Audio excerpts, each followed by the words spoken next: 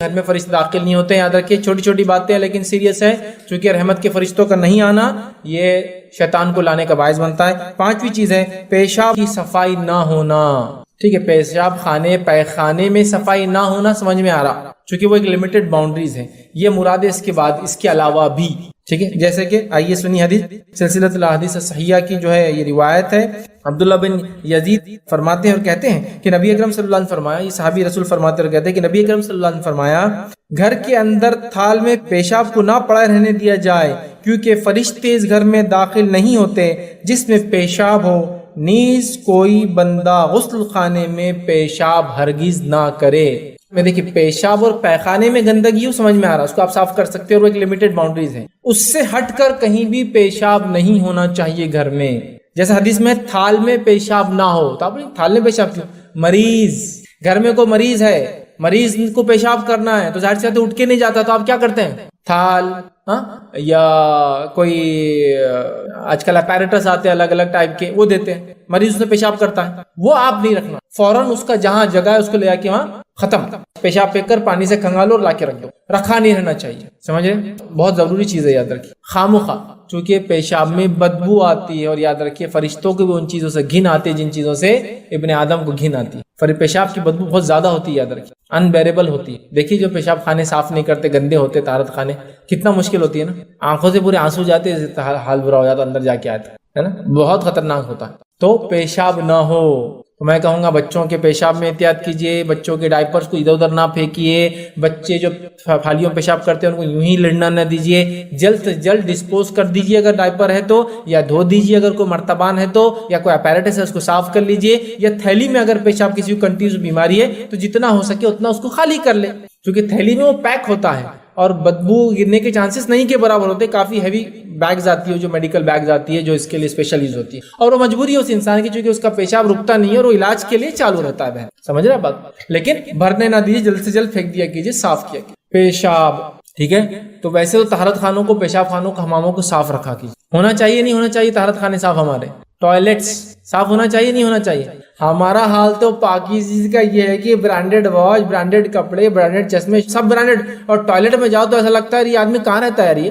تو پتا چلا ہم نے صرف باہری نظافت صفائی کو امپورٹنس دیا، جبکہ اصل صفائی وہ ہے کہ جہاں جا کے آپ صاف ہوتے ہیں، اور وہ کیا ہے آپ کے ٹوائلٹس، ہے نا. پتہ نہیں لوگ کتنے دن دھوتے نہیں ہوں گے. کتنی گندی بات ہے، مطلب وہاں طہارت حاصل کرنے جا رہے ہیں وہی سب سے گندا. کچھ جگہ تو حال یہ ہے کہ ٹوائلٹس میں جا کے آؤ، اپنی طہارت خراب کر کے آؤ.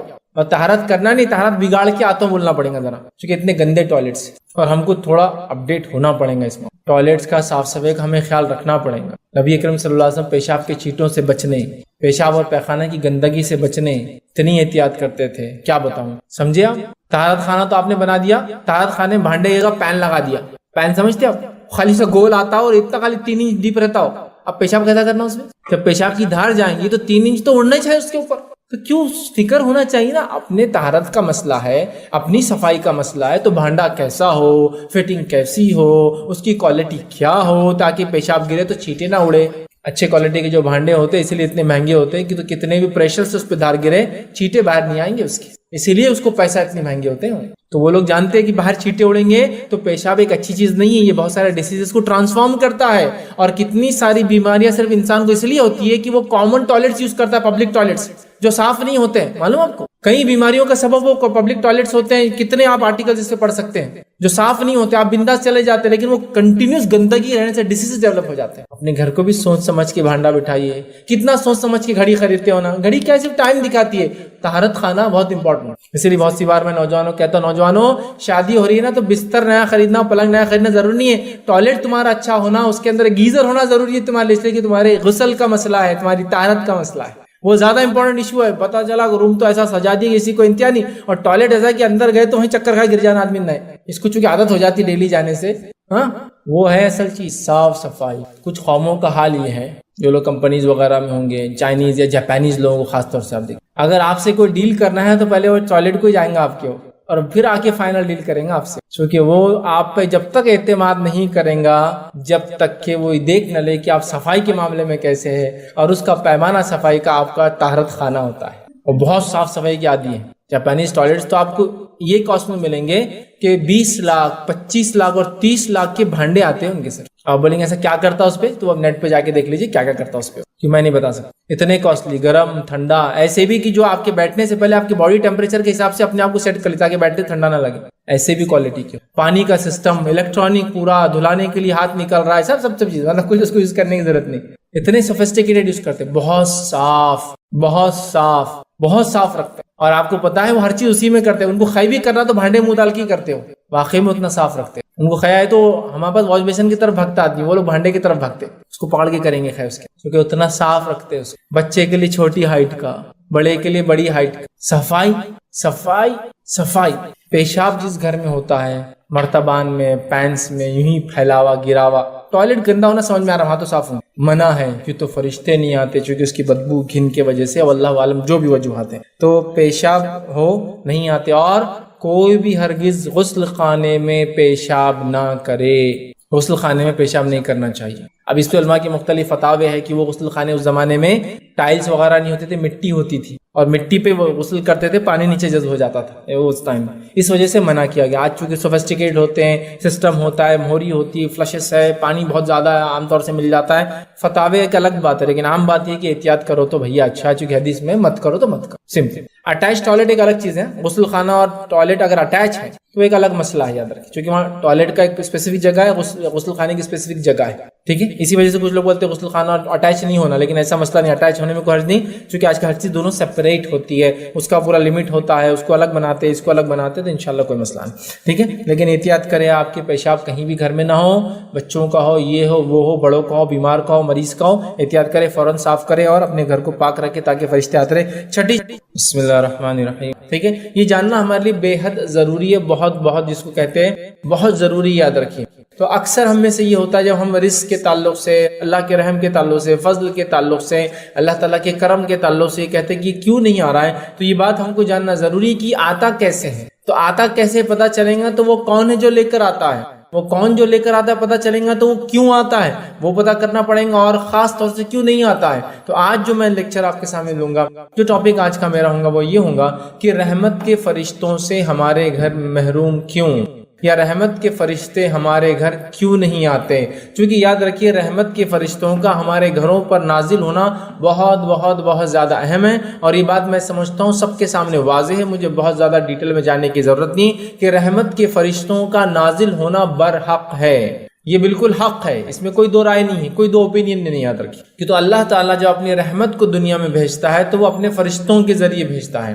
اور اللہ تعالیٰ جب کسی پر رحم کرنا چاہتا ہے، جود اور کرم کرنا چاہتا ہے، فضل کرنا چاہتا ہے، تو اپنے مقرب فرشتوں کی بات بیان کر دیتا ہے، اور وہ مقرب فرشتوں سے نکلتے نکلتے ان فرشتوں تک آتی ہے جو فرشتے چیزوں کو ایکسیکیوٹ کرتے ہیں، مطلب وہ فرشتے جو چیزوں کو عمل میں لاتے ہیں، وہاں تک آتی ہے، اور وہاں سے وہ چیزیں ہم تک پہنچتی ہیں. آئیے ایک چھوٹی سی مثال لے لیجیے. مثال ہے اللہ کے رسول صلی اللہ علیہ وسلم فرماتے ہیں جب اللہ رب العزت کسی سے محبت کرتا ہے، اللہ رب العزت کسی سے محبت کرتا ہے تو وہ جبرائیل علیہ السلام کو بلاتا ہے اور کہتا ہے جبرائیل چونکہ میں اس سے محبت کرتا ہوں لہٰذا تم اس سے محبت کرو، اور جبرائیل علیہ السلام محبت کرنا شروع کر دیتے ہیں.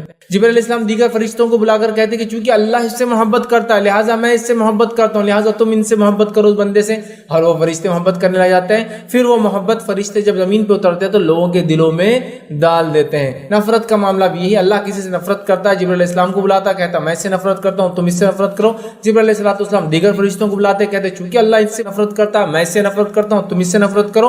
پھر فرشتے دنیا میں اترتے اور اس کی نفرتیں لوگوں کے دلوں میں ڈال دی جاتی. تو فرشتوں کا اور ہمارا بہت ہی گہرا تعلق ہے، یاد رکھیے بہت ہی گہرا تعلق. اور کیوں نہ ہو، فرشتوں کا ہمارا تعلق تو ہماری پیدائش کے پہلے سے شروع ہوتا ہے ہی نہیں ہوتا ہے. فرشتوں کا اور ہمارا تعلق ہماری پیدائش کے پہلے سے شروع ہوتا ہے، کیونکہ جب ہم اپنی ماں کے پیٹ میں وجود میں آتے ہیں تو جو روح لے کر آتا ہے وہ ایک فرشتہ ہوتا ہے. تو گویا فرشتے ایک قسم کا ایکسیکیوشنری ورک کرتے ہیں، مطلب اللہ تعالیٰ جو کام کروانا چاہتا ہے وہ فرشتوں کو دیتا ہے اور فرشتے وہ کام کر گزرتے، یاد رکھیے. تو لہٰذا فرشتوں کا ہمارا تعلق تو بڑا ہی گہرا، یاد رکھیے ہماری پیدائش کے پہلے سے، ہماری پیدائش، ہماری زندگی، ہماری موت، اور ہماری موت کے بعد قبر، اور قبر کے اٹھائے جانا، اور آخرت میں جنت میں داخل ہونا، جنت کے اندر بھی تعلق کنٹینیوس رہے گا. پیدائش سے پہلے 4 مہینے کا ماں کے پیٹ میں جب بچہ ہوتا ہے ایک فرشتہ آتا ہے روح بھوک کر چلا جاتا ہے.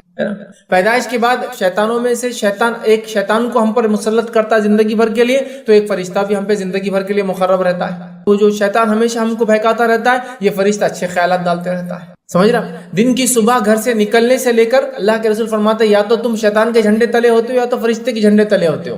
یا تو تم شیطان کی بات سنتے ہو یا تو فرشتے کی بات سنتے ہو. ایسا کہ شیطان خراب باتیں ڈالتا ہے اور فرشتہ اس کے رد میں باتیں ڈالتا ہے، اچھائی باتیں ڈالتا ہے. اگر اچھائی کر گزرتے ہیں تو فرشتے کی بات مان لیتے، برائی کر گزرتے تو شیطان کی بات مان لیتے. تو گویا پوری زندگی ساتھ ہے. ٹھیک ہے، اعمال ہمارے ہر ہفتے اور ڈیلی جا رہے ہیں عصر اور فجر میں، فرشتے لے جا رہے ہیں. ہر ہفتے جا رہے ہیں جمعرات کو، فرشتے لے جا رہے ہیں. سال کو سال معاملہ قدر میں طے ہو رہا ہے، فرشتے یہ کام کر رہے ہیں. انسان کی موت کا وقت قریب ہے، فرشتے آ رہے ہیں. زندگی میں اچھا کام کر رہا ہے، دعائیں کر رہے ہیں، رحمت برسا رہے ہیں، اللہ کا جود کرم اور فضل لے کر آ رہے ہیں، ہے نا، خوشخبری اور بشارتیں لے کر آ رہے ہیں، ہے نا، خواب کے ذریعے، دل میں اچھے خیالات کے ذریعے.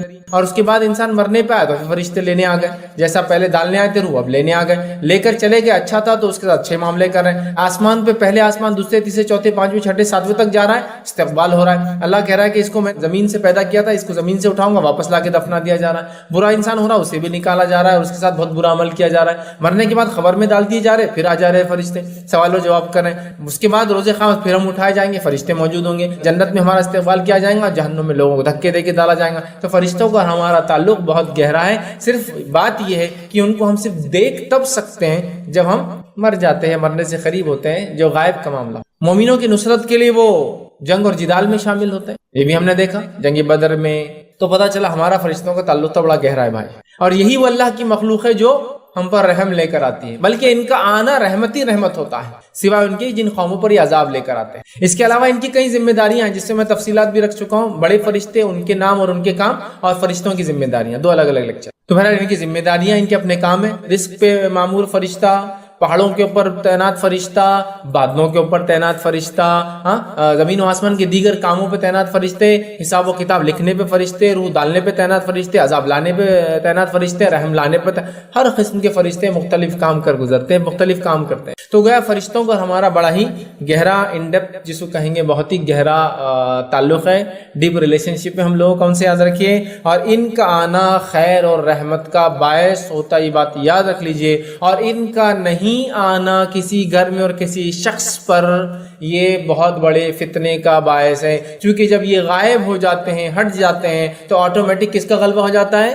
شیطان. یاد رکھیے، شیطان کا غلبہ آٹومیٹک ہو جاتا ہے، خود بخود ہو جاتا ہے، چونکہ رحمت کے فرشتے شیطان کو دور کر دیتے ہیں. میں نے بات کی، یا تو ہم گھر سے نکلتے ہیں تو شیطان کے جھنڈے تلے ہوتے ہیں یا فرشتے کے جھنڈے تلے ہوتے ہیں. جب ہمارے دل میں خیالات آتے ہیں، اچھا خیال آتا ہے، ہم اس پہ کر گزرتے ہیں، فرشتے کی طرف سے ہوتا ہے. اور جب برے خیالات آتے ہیں اور ہم اس کو کرتے ہیں، وہ شیطان کی طرف سے. تو فرشتہ ایک مامور ہے ہم پر جو اچھے خیالات لاتا ہے. شیطانوں میں سے ایک شیطان ہم پر مامور ہے جو برے خیالات لاتا ہے. تو رحمت کے فرشتوں کا آنا بہت بڑی چیز ہے. فرشتوں کا ہمارے پاس آنا بہت خیر ہے، اور ان کا ہم سے دور چلے جانا بہت خطرناک چیز ہے، یاد رکھیے. ٹھیک ہے، تو آئیے، فرشتوں کا آنا ویسے ہی رحمت کا باعث ہے. ابھی آتے ہیں تو کیا فائدہ دیتے ہیں؟ کیونکہ میرا آج کا لیکچر یہ تو نہیں ہے. لیکچر یہ ہے کہ نہیں آنے سے کیا ہوتا ہے. رحمت کے فرشتے سے محروم کون، یا رحمت کے فرشتے کس کے پاس نہیں آتے ہیں. آج کا ٹاپک تو یہ ہے، رحمت کے فرشتے کیوں نہیں آتے ہیں، یہ ٹاپک ہے ہمارا. لیکن میں یہ رکھوں گا ضرور مختصر بہت، آتے ہیں تو کیا فائدہ دیتے ہیں. اور میں نے اس پہ کئی لیکچر رکھ چکا ہوں پہلے بھی، جو ہے فرشتوں کی لعنت کا مستحق کون،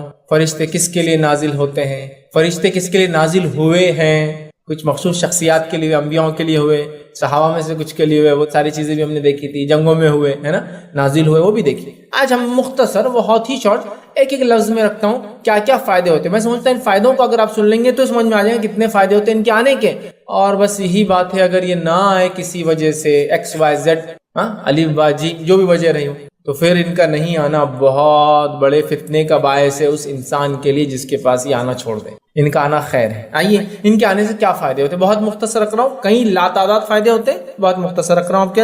آئیے ان کے آنے سے کیا فائدہ. اللہ تعالیٰ کو رب مان کر جو ثابت قدم رہتے ہیں، ان کے پاس فرشتے آتے ہیں. تو گویا جو اللہ کو رب مانتا ہے اور ثابت قدم رہتا ہے، فرشتے نازل ہوتے ہیں. اسی طرح ہم دیکھتے ہیں ایمانی کیفیت جب عروج پر ہوتی ہے تو رحمت کے فرشتے نازل ہو جاتے ہیں انسان.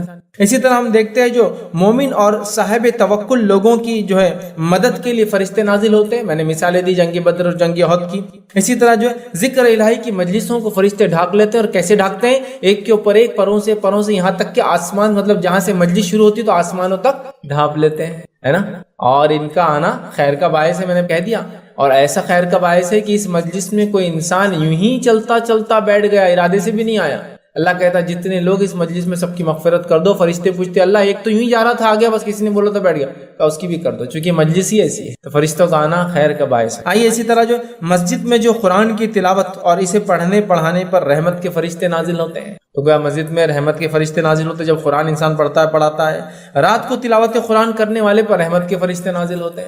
یہ عمل کرنے سے نازل ہو رہے اور نازل ہوتے ہیں تو خیر کا باعث ہے. اسی طرح جو ہے اللہ تعالیٰ کی تعریف حمد و ثنا اور اس کی کلمات پڑھنے پر فرشتے نازل ہوتے ہیں رحمت کے. اسی طرح جو ہے اللہ کی خوشنودی کے لیے مسلمان بھائی سے ملاقات کے لیے جانے پر رحمت کے فرشتے نازل ہوتے ہیں. پورا واقعہ نا، ہم سے پہلی قوموں میں ایک انسان تھا، وہ نکلا کسی سے ملاقات کرنے کے لیے، فرشتہ آیا اس کو پوچھنے کے لیے کہ تم کیوں جا رہے ہو اس سے ملنے کے لیے، کوئی حساب کتاب چکانا ہے، کوئی احسان کا بدلہ دینا ہے، کیا مسئلہ ہے؟ وہ کہتا ہے نہیں، صرف اللہ سے محبت کی خاطر میں اس سے ملنے جا رہا ہوں. فرشتہ اس کو بشارت دیتا ہے کہ جس طرح تم اس شخص سے اللہ کے لیے محبت کرتے ہو اسی طرح اللہ بھی تم سے محبت کرتا ہے. تو ان کا آنا خیر کا باعث ہے، سوائے میں نے کہا نا جب یہ عذاب لے کر آتے ہیں اس کو چھوڑ کر. خیر ہے، ہر چیز خیر ہے، ایون موت کے لیے بھی آتے تو خیر ہے، کیونکہ اللہ سے ملنے کا یہی تو ایک راستہ ہے، موت. اس کے بعد کیسے ملے کوئی انسان. ٹھیک، بہرحال آگے بڑھتے ہیں. تو ملاقات کے لیے جب جاتا ہے تب آتے ہیں. رات کو باوضو سونے والے پر فرشتے نازل ہوتے ہیں رحمت کے، ہے نا. اسی طرح جو ہے رات کو سوتے وقت آیت الکرسی پڑھنے والے پہ 2 فرشتے جو ہے اس کی حفاظت کے لیے تعینات ہو جاتے ہیں.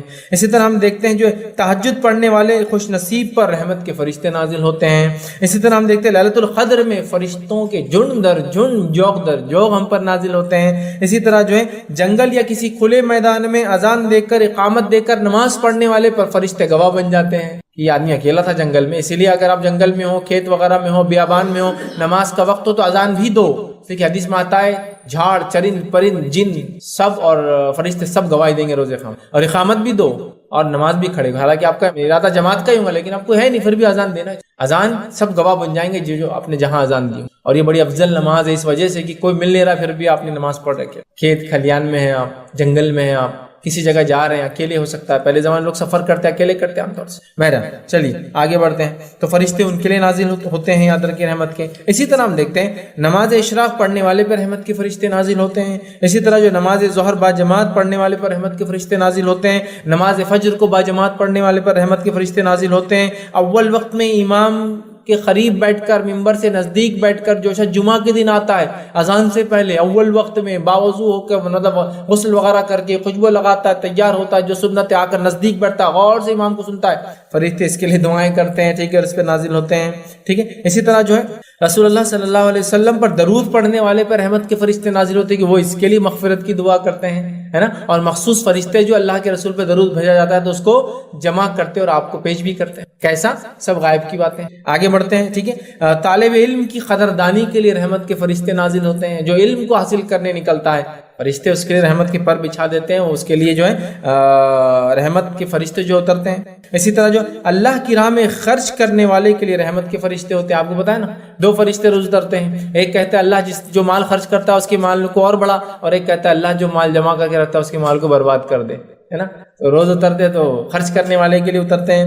اسی طرح جو ہے ظالم رشتہ داروں پر حسن سلوک کرنے والے کے لیے رحمت کے فرشتے نازل ہوتے ہیں کہ رشتہ دار ظالم ہے پھر بھی یہ اچھا سلوک کرتا ہے. اس طرح مسلمان بھائی کے لیے اس کے عدم موجودگی میں دعا کرنے والے کے لیے فرشتے رحمت کی دعا کرتے ہیں. مطلب ایک بھائی ہے مصیبت میں اور آپ اس کو بغیر بولے، اس کی غیر موجودگی میں، اس کے پیٹھ پیچھے اس کے لیے دعا کرتے ہیں، فرشتے آپ کے لیے وہ دعا کرتے ہیں. یہ یہاں بھی ہوتے ہیں. اسی طرح مریضوں کی عیادت کرنے والے کے لیے 70,000 فرشتے رحمت کی دعائیں کرتے ہیں. کب تک؟ صبح گیا تو شام تک اور شام گیا تو صبح تک. اسی طرح جو ہے نیک لوگوں کے جو ہے جنازوں پر رحمت کے فرشتے نازل ہوتے ہیں. اسی طرح جو ہے مسجدوں کا خیال رکھنے والے خصوصی فرشتے مسجدوں کا خیال رکھنے والوں کے لیے نازل ہوتے ہیں، حدیث میں آتا ہے.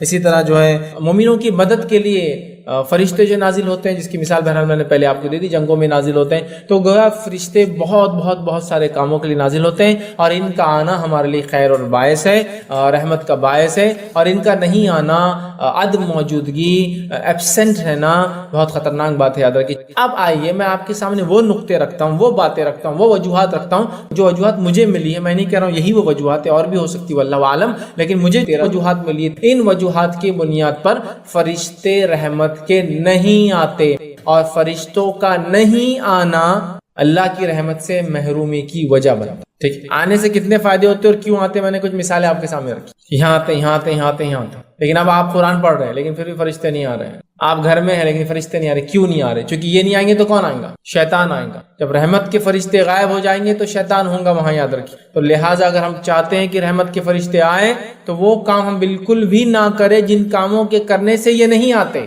تو آئیے وہ کیا کام ہے جن کے کرنے سے فرشتے گھر میں نہیں آتے، رحمت کے فرشتے نازل نہیں ہوتے، فرشتے دور چلے جاتے ہیں، تو یقیناً سپیس تو نہیں رہیں گی، خلا تو نہیں رہیں گی، شیطان وہاں داخل ہو جاتا ہے۔ وہ چند نکات آپ کے سامنے رکھوں گا، باتیں سننے میں معمولی لگیں گی لیکن یہی باتوں کے کرنے سے فرشتے نہیں آتے۔ آپ بولیں گے ارے یہ تو کیسا، اس سے کیسا بچے ہم؟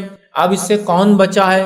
بھائی دیکھیے کنڈیشن تو یہ ہے کہ یہ ہوں گا تو یہ لوگ آئیں گے۔ اب آپ کو ویلکم کرنا ہے کیجئے، نہیں کرنا ہے مت کیجئے، کیونکہ آپ کے بہانے دینے سے یہ لوگ آنا وہ تو نہیں ہوگا، نہیں بھائی یہ بیچارہ مجبور ہے، اس کے پاس آ جاتے، یہ کر رہا پھر بھی نہیں آئیں گے، بولے تو نہیں آئیں گے، کیونکہ فرشتے اللہ کے مقرب ہیں، فرشتے اللہ کے کہنے کے بغیر کوئی کام نہیں کرتے۔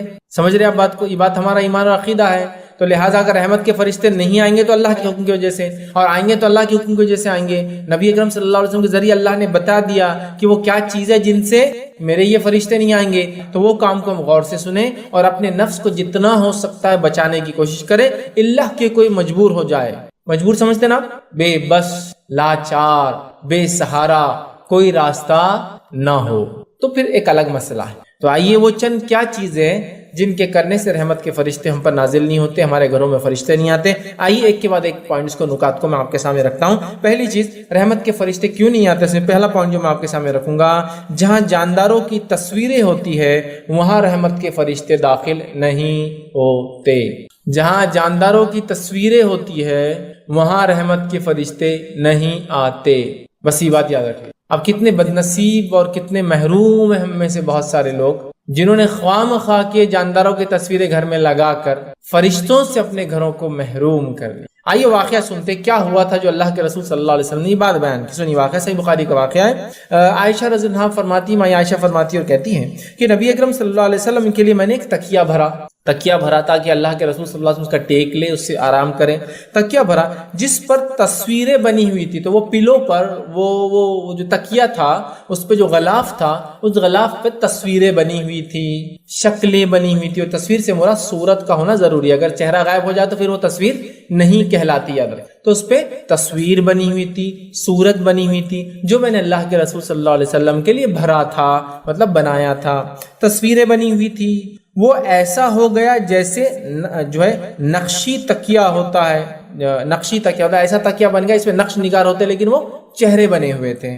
پھر نبی اکرم صلی اللہ علیہ وسلم تشریف لائے تو دروازے پر ہی کھڑے ہو گئے، دروازے پہ انٹری پر ہی کھڑے ہو گئے، گھر کے کھڑے ہو گئے، اور آپ کے چہرے کا رنگ میں نے بدلتا ہوا دیکھ لیا، چونکہ نبی کسی ایسی چیز کو برداشت نہیں کر سکتا ہے جو غیر اسلامی ہو، غیر شرعی ہو، صحیح نہ ہو، اور رحمت کے فرشتے نہ آئے، یہ تو ہو ہی نہیں سکتے۔ تو آپ پیچھے ہٹ گئے، آپ کے چہرے کا رنگ بدلنا شروع ہو گیا، آپ گھر میں داخل نہیں ہوئے۔ مائی عائشہ نے دیکھ لیا اور دیکھتی کیا کہا سنی، عرض کیا یا رسول اللہ صلی اللہ علیہ وسلم، ہم سے کیا غلطی ہوئی، بیان کر دی، کچھ نہ کچھ تو ہم سے مسٹیک ہوئی، آپ کے چہرے کا رنگ بدل گیا، تو بتا دیجئے کیا ہوا۔ ٹھیک، تب نبی اکرم صلی اللہ علیہ وسلم نے بیان کیا کہ یہ تکیہ کیسا ہے۔ اب یہاں ایک نقطہ اور آ رہا ہے کہ ایک بیوی کو چاہیے کہ اس کے شوہر کے مزاج سے وہ سمجھ جائے کیا معاملہ ہے، کہ اللہ کے رسول کا رنگ بدل گیا، ایک تو نبی ہے اور شوہر بھی ہے، کچھ نہ کچھ تو مسئلہ ہے۔ آپ نے یہ نہیں کہا کہ کیا ہو گیا میرے سے، فلاں کیا غلطی ہوئی، بس بتا دیجیے، اب چونکہ آپ ناراض ہیں، ٹھیک ہے، آپ ناراض ہے کیا، اور سارے سوالات نہیں تاکہ اور انسان غصے میں آئے، سیدھا کیا غلطی ہوئی، چونکہ آپ کے چہرے کا رنگ بدل گیا، آپ بتا دیجیے تاکہ میں صحیح کر لوں۔ آپ نے کہا یہ تکیہ کیسا ہے، آپ سمجھ گئے کہ عائشہ کو نہیں پتا ہے کہ کیا غلطی ہے اس کی، تو آپ نے فرمایا کہ یہ تکیہ جو آپ نے فرمایا صلی اللہ، یہ تکیہ کیسا ہے؟ میں نے عرض کیا یہ تو میں نے آپ کے لیے بنایا ہے تاکہ آپ اس پر ٹیک لگا سکیں۔ اس پر نبی اکرم صلی اللہ علیہ وسلم فرمایا کیا تمہیں نہیں معلوم کہ فرشتے اس گھر میں داخل نہیں ہوتے جس میں کوئی تصویر ہوتی ہے، اور یہ کہ جو شخص بھی تصویر بنائے گا قیامت کے دن اسے اس پر عذاب دیا جائے گا، اس سے کہا جائے گا کہ جس کی مورت تو نے بنائی تھی یا صورت تو نے بنائی تھی اس کو زندہ کر کے دکھا۔ سمجھ رہے ہیں؟ جہنم میں جائیں گا تصویر بنانے والا، کہا جائیں گا کہ اس میں جان ڈال جس کی صورت تو نے بنائی ہے، اور صورت یاد رکھیے چہرے سے ہوتا ہے، اور صورت کے لیے آنکھ ناک کان کا ہونا ضروری ہے، تب وہ کہلاتی ہے صورت۔ اسی لیے آپ دیکھتے ہیں بہت ساری بار کچھ کتابیں جس میں ضروری ہوتا ہے تصویریں دینا، تو تصویریں اگر وہ دینیات کی بنیاد پہ کتابیں تو آپ دیکھیے آنکھوں کو پٹی بنا دیتے ہیں وہ لوگ، چونکہ آنکھ ناک اور کان نہیں ہوں گا تو صورت نہیں ہوں گی، تو وہ آنکھوں کو چھپا دیتے ہیں، تو ختم، صورت ختم ہو گئی، پھر کان دکھتا ہے، ناک دکھتا ہے، منہ، لیکن آنکھ نہیں ہونے سے چہرہ ختم ہو گیا۔ تو آنکھ ناک اور کان دکھنے سے صورت ہوتی ہے اور چہرے میں یہ چیزیں ضروری ہونا، اسی سے صورت ہوتی ہے تصویر، سورا کہتے ہیں صورت، اردو میں ہم بولتے صورت، شکل و صورت، ٹھیک ہے تو صورت یہ اس کے لیے آنکھ ناک کان، تو آنکھوں کو چھپا دیتے ہیں. کبھی آپ دیکھیں آنکھوں اور کانوں کو چھپا دیتے ہیں، ہو گیا. آنکھ کو چھپا دینا سب سے اچھا سمجھ میں نہیں آتا ہے، ٹھیک ہے. تو بہرحال تصویر جس گھر میں ہو رحمت کے فرشتے داخل نہیں ہوتے. اب ہم کو اپنا اپنا طے کرنا ہے، بلانا ہے نہیں بلانا ہے. گھر میں آپ اخبار بچھاتے ہیں، دیکھ بھال کے بچھائیے، منع نہیں. تصویروں کو چھپا دیجئے، مارکر پین سے چہرے مسک کر دیجئے، یوز کی. یہ تو مجبوری ہے، اخبار وغیرہ بچھانا مجبوری ہوتی ہے، لیکن دیکھ بھال کر.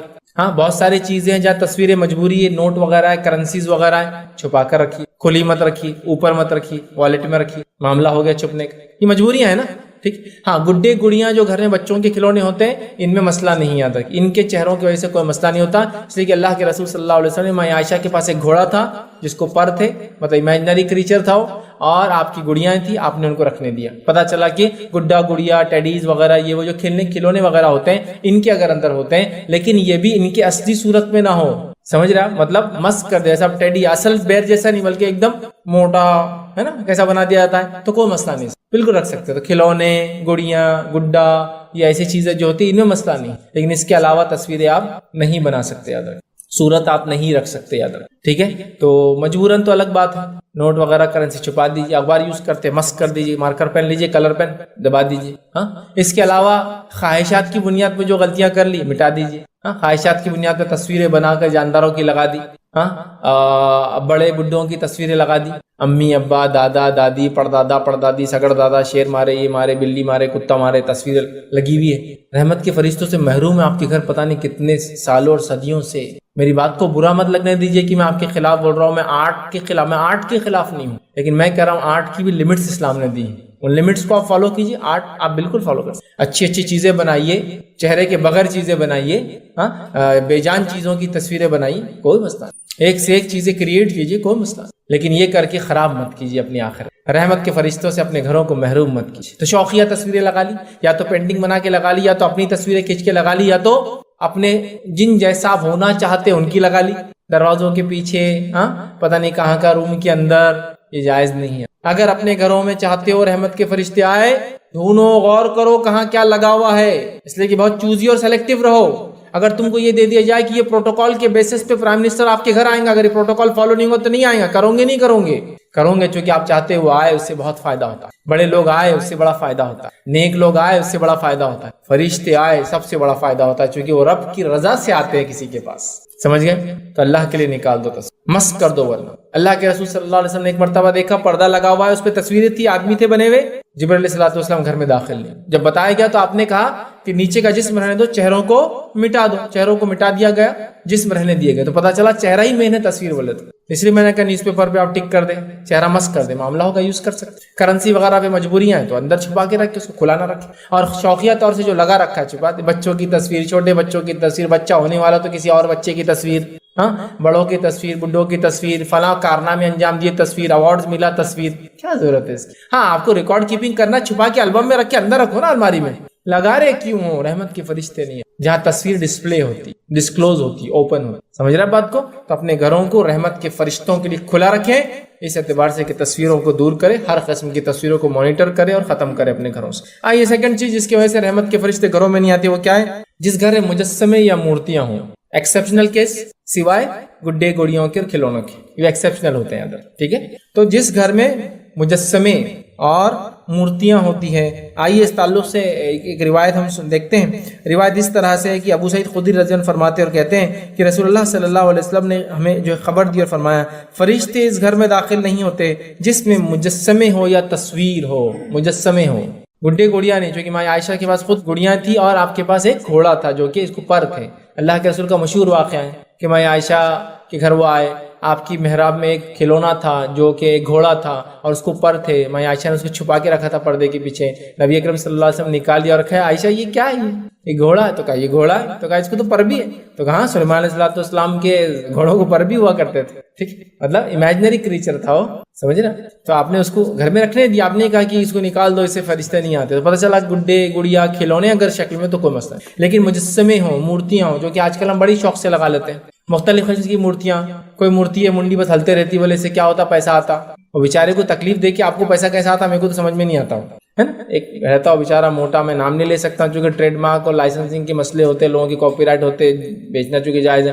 موٹا رہتا بس منڈی ہلاتے کھڑا رہتا, بولے اس کے ہلنے سے منڈی کیا ہوتا آپ کو پیسے آتے. لیکن وہ آپ سوچیے مجسمہ ہے, وہ مجسمہ ہے, وہ سمجھ رہے, مورت ہے وہ, ایک فرشتے نہیں آئیں, فرشتے نہیں آئیں. فرشتوں کو لانا ہے مورت کو, یا اس چیز ایسی قسم کی چیزیں جو ہیومن ہیں ہاں یا لیونگ ہے اور مورتیوں کی شکل میں ہیں, مجسموں کی شکل میں ہیں ہاں, تو پھر نہیں چلیں گے. نکالنا پڑے گا, چھپا دینا پڑے گا, ختم کر دینا پڑے گا, ہٹا دینا پڑے گا, مٹا دینا پڑے گا. پھر میں کہہ رہا ہوں اسلام آرٹس کے خلاف نہیں ہے, اسلام آرٹ کے خلاف نہیں ہے, کریٹیوٹی کے خلاف نہیں, لیکن وہ اپنے لمٹس دیتا ہے. بس جاندار چھوڑ کے سب کرو, پھر کوئی مسئلہ نہیں, جتنا آرٹ کرنا ہے جتنی کریٹیوٹی کرنا ہے کوئی ایشو نہیں انشاءاللہ. ٹھیک ہے, چلیے تھرڈ چیز جس کی وجہ سے رحمت کے فرشتے گھر میں نہیں آتے, یاد رکھیے وہ کیا ہے, جس گھر میں کتا ہو. اب یہاں اس بات سے آگے بڑھنے سے پہلے ایک وضاحت کلیریفیکیشن دینا چاہوں گا. اسلام کتوں کے خلاف نہیں ہے. ہاں انسانوں میں جو کتے ہوتے ہیں ان کے خلاف تو ہے, ظاہر سی بات ہے, لیکن اسلام عام طور سے کتوں کے خلاف نہیں ہے. کتے کو بھی ہم یہ مانتے کہ وہ اللہ کی ایک مخلوق ہے, اللہ کا کریشن ہے. اس کے استعمال کو بھی اسلام ود ان لمٹس جائز قرار دیتا ہے. اس کو پالنا بھی اسلام ود ان لمٹس جائز قرار دیتا ہے. سمجھ رہا بات کو, لیکن اس کے دائرے کھینچتا ہے. تو اسلام کتوں کے خلاف نہیں. لوگ سمجھتے ہیں کیونکہ ویسٹ میں کتا بولے تو کبھی کبھار انسان سے زیادہ ہوتا ہے. سمجھ رہا بات, کبھی کبھار لوگ اولاد پیدا نہیں کرتے, کتے کو ہی پالتے پوری زندگی, اس لمٹ تک محبت کرتے کتے. تو اسلام کتوں کے خلاف نہیں, یہ بات تو آپ یاد رکھ لیں. اسلام لیکن لمٹ دیتا ہے کہ یہ کتوں سے کتنا رشتہ رکھا جائے. کیوں؟ وہ اس کی حکمت ہے, چونکہ کریٹر بنانے والا زیادہ بہتر جانتا ہے اس نے کیا چیز کیسی بنائی اور اس کا استعمال کیسا کیا جائے. یہ ہمارا بلیف ہے, یاد رکھیں. سمجھ رہا بات کو, اللہ نے کتا بنایا, اسی نے بتایا اس کا لمٹ کہاں تک یوز ہوگا, ہم وہ کر رہے ہیں, ختم. ہم یہ کہتے ہیں بنانے والے کو زیادہ پتہ ہے اس نے کیا بنایا, اس کا استعمال کیسا کیا جائے, تو ہم خلاف نہیں. اور مسلمان بھی عام طور سے جو کتوں اور سوروں کے خلاف ہو جاتے ہیں, مطلب دیکھیے کتا اور سور حرام ہے, یہ بات اپنی جگہ طے ہے. سمجھ رہے بات کو, جیسے سور ہے اس کی کھال, اس کی چربی, اس کا گوشت, اس کا خون سب حرام ہے ہمارے لیے. ہم کچھ کھا نہیں سکتے, کچھ بیچ نہیں سکتے, کسی کی تجارت نہیں ہے. سمجھ میں آ رہا ہے, کتا بھی نجس ہے, سمجھ میں آ رہا ہے, لیکن یہ اللہ کی مخلوق ہے. خامخواہ کے ان پہ ظلم کرنے کی اجازت آپ کو اسلام نہیں دیتا, یہ بات بھی آپ یاد رکھ لیجیے. ورنہ آپ بس جنگل میں بھی جا کے کتا اور سور دیکھیے کہ اٹیکنگ موڈ میں آ جاتے ہیں. کھانا حرام ہے, بیچنا حرام ہے, لیکن وہ اللہ کی مخلوق ہے اور وہ بھی اپنا ایک کام کر کے جاتی ہے جس کام کے لیے اس کو اللہ نے پیدا کیا ہے. سمجھ رہے آپ, سمجھ رہے بات کو.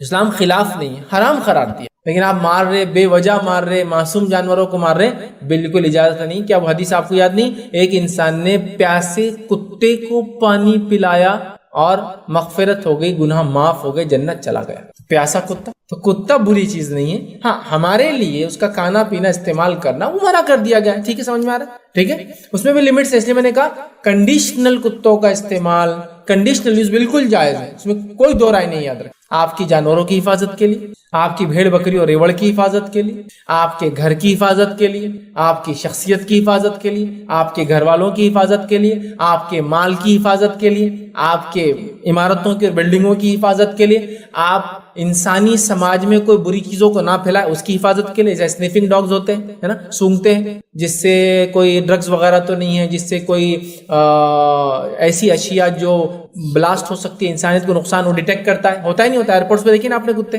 وہ دو کام کرتے ہیں. ایک وہ اسمگلنگ, جو اسمگلر اسمگل کر کے لاتے ہیں اس کو پہچانتے ہیں, اور سیکنڈ وہ سنف کرتے ہیں کہ کوئی ایسا مادہ, کوئی ایسی اشیاء تو نہیں لے جائی جا رہی جو دھماکہ خیز ہو.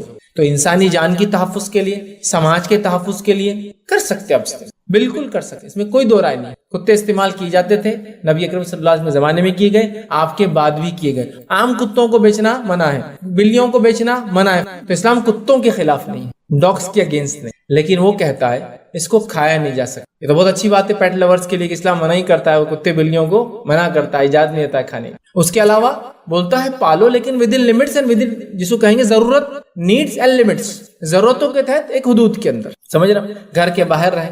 اس کی رال گھر میں ٹپکیں گی تو فرشتے نہیں آئیں گے. اس کی رال میں بیماریاں ہوتی ہیں, آپ سب جانتے ہیں. وہ بڑا جس کو کہتے ہیں وفادار جانور ہوتا ہے, آپ سب جانتے ہیں. تو اسے منع کہاں ہے, منع کہاں ہے آپ, لیکن لمٹس. بلیوں کے پالنے میں تو کوئی مسئلہ ہی نہیں, وہ تو خود نبی اکرم صلی اللہ علیہ وسلم دیکھا لوگوں کو پالتے ہوئے, ہے نا. ابو ہریرہ رضی اللہ عنہ کو نام ہی دے دیا ابو ہریرہ, جبکہ ان کا نام عبد الرحمن تھا.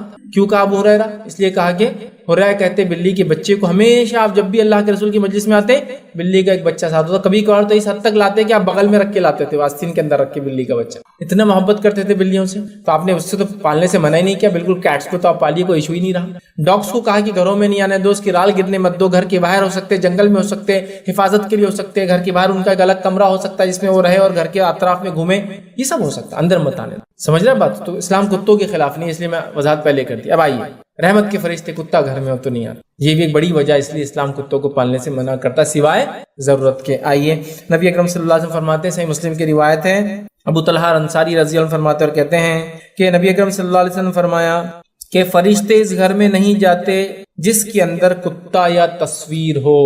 और खुद अल्लाह के रसूल सल्लल्लाहु अलैहि वसल्लम का वाक़या है, 3 दिन तक जिब्राइल अलैहिस्सलातु वस्सलाम आपके घर में नहीं आए, फिर नबी अकरम सल्लल्लाहु अलैहि वसल्लम से चौथे दिन मिले, आपने कहा जिब्राइल क्या बात है, इतने दिन तक क्यों नहीं आए? तो कहा अल्लाह के रसूल सल्लल्लाहु अलैहि वसल्लम आपकी चारपाई के नीचे एक कुत्ते का बच्चा था, एक छोटा कुत्ते का बच्चा आपके घर में चला गया, तब नबी अकरम सल्लल्लाहु अलैहि वसल्लम ने उसको निकाल के बाहर कर दिया, छोटा बच्चा था चला गया, ठीक है। तो अल्लाह के रसूल ने कुत्ते के बच्चे को मारा नहीं, खत्म नहीं किया, उसकी टांग नहीं तोड़ी, उसको निकाल के छोड़ दिया। कुत्ता भी अल्लाह की मखलूक है भाई, जिए वो। यहाँ हदीस में है कि कुत्ते को पानी पिलाया तो उसकी मगफिरत हो गई, कुत्ते का बच्चा घर में आया आपने निकलवा दिया, है ना। तो बहरहाल वो अपने एक मखलूक है, वो अपनी जिंदगी जिए, आप पाल सकते हैं with in Shariah limit, with in defined limits, ठीक है, हुदूद के अंदर जिसको काम। चले आगे बढ़ते। चौथा वो काम जिससे करने से रहमत के फरिश्ते नहीं आते, मतलब शैतान आ जाता है, फिर इसका मतलब इनका आना बड़ा जरूरी है। वो क्या काम है? वो है जिस घर में घंटी हो उसमें रहमत के फरिश्ते नहीं आते। आइए नबी अकरम सल्लल्लाहु अलैहि वसल्लम की हदीस सुनिए, अबू दाऊद की रिवायत है, अब्दुर्रहमान बिन हसन, उनकी जो लौंडी थी वो कहती है कि वो उम्मुल मोमिन आयशा रज़ी अल्लाह के जो है पास थी और इसी दौरान एक लड़की आपके पास आई, इसके पाँव में घुंघरू बज रहे थे, उस लड़की के पाँव में घुंघरू बज रहे थे। तो आपने कहा इसे मेरे पास न आने दिया जाए जब तक इन्हें उतार ना दे या काट के फेंक ना दे, चूंकि मैंने रसूलुल्लाह सल्लल्लाहु अलैहि वसल्लम कहते हुए सुना है फरिश्ते इस घर में दाखिल नहीं होते जहां घंटी होती है, घंटी होती है। और माई आयशा का इस्तिदलाल क्या है, आपका फिक़ा क्या है कि हर बजने वाली चीज घंटी है। अल्लाह के रसूल ने बयान किया जिस घर में घंटी होती है फरिश्ते नहीं आते हैं। माई आयशा का फिक़ा और आपकी समझ क्या है? हर बजने वाली चीज घंटी, चूंकि आपने घुंघरुओं को भी घंटी के हुक्म में शामिल किया और कहा इस बच्ची को मेरे पास आने मत दो जब तक कि तोड़ ना दे या फिर इसको उतार ना दे। हमारे पास तो हाल ये है, बच्ची पैदा हुई कि उसको चेन ला के डाल दी गई जिसमें घुंघरू होते हैं और जो बजते हैं तो वो बहुत अच्छा लगता है सुन, है ना। लेकिन इस्लाम ने मना किया, क्यों? इसलिए कि ये बेजा अट्रैक्शन पैदा करता है और इस्लाम नहीं चाहता कि औरतों की तरफ बेजा अट्रैक्शन पैदा हो। बजा पैदा हो सही है, बजा कब पैदा होता है? जब मियां बीवी के ताल्लुकात हो, तो बजा है वहां अट्रैक्शन पैदा हो। बेजा क्यों हो दूसरों के लिए भाई? इसलिए मना कर, समझिए उसकी। तो घंटी हो, और माया आयशा ने हर बजने वाली चीज को घंटी में शामिल किया और घुंघरू को भी इसमें शामिल किया। आपने कहा कि इसको मत लाओ, चूंकि अल्लाह के फरमाया घंटी जिस घर में फरिश्ते नहीं आते और ये बच्ची घुंघरू बांध के आ रही, जो घंटी की किस्म है। घंटी क्या होती है? एक लोहे की चीज और उसके अंदर एक घंटा डाला हुआ जो कि इधर लगता है, समझ रहे बात। तो उस घर में फरिश्ते दाखिल नहीं होते जहाँ घंटी हो। अब हमने तो घुंघरुओं का क्या हाल कर दिया और घंटियों क्या हाल, शो को घंटियां लगाते घर में, हवा से बज रही हो टन टन छन छन फन फन, और बड़े कितने अच्छी आवाज आती जब भी बजती। तो बच्चों को तो बहरहाल ये घुंघरू पिलाना तो आम बात है, जिससे माया आयशा ने कहा इस बच्ची को मेरे करीब मत आने दो, क्योंकि फरिश्ते जब रहमत के नहीं आते तो ये बच्ची मेरे पास ना ज्यादा अच्छा है। सोच लीजिए, अपने घरों को घंटियों से पाक कीजिए, अपने घरों को घुंघरुओं से पाक कीजिए। समझ रहे हैं? मैं समझता हूँ वाज़ेह हुक्म है, लेकिन ये बड़ी अफसोस की बात है, इतनी बातें आने के बाद भी कुछ लोगों का मामला ये होता है कि नहीं माँ ऐसा थोड़ी होता, दुनिया जीना ही है ना, बच्ची है कैसा मालूम होगा बगैर घुंघरू के। मैं समझता हूँ बताने की जरूरत नहीं आपको, बच्ची है बच्चा है। एक बच्चा अगर 9-10 महीने का भी हो जाए तो उसके फीचर्स देखकर लोग बोल देते हैं लड़की मुबारक, लड़का मुबारक, खूबसूरत लड़का, खूबसूरत लड़की। इल्ला कि कुछ बच्चों में कंफ्यूजन होता है बस, कि जिनको थोड़ा टाइम लगता है समझने में कि लड़की है या लड़का है, नहीं है। आप देखिए इंसानी समाज, बिल्ली है बोका है, कैसे समझते हैं आप देख के समझ जाते बिल्ली है बोका है। आपको अभी उसका जेंडर देखने का भी जरूरत नहीं, फिजिकल फीचर से आप खाली उसकी सूरत देख के बता देंगे। बोका जो होता है उसका चेहरा बड़ा होता है और बिल्ली का चेहरा छोटा होता है।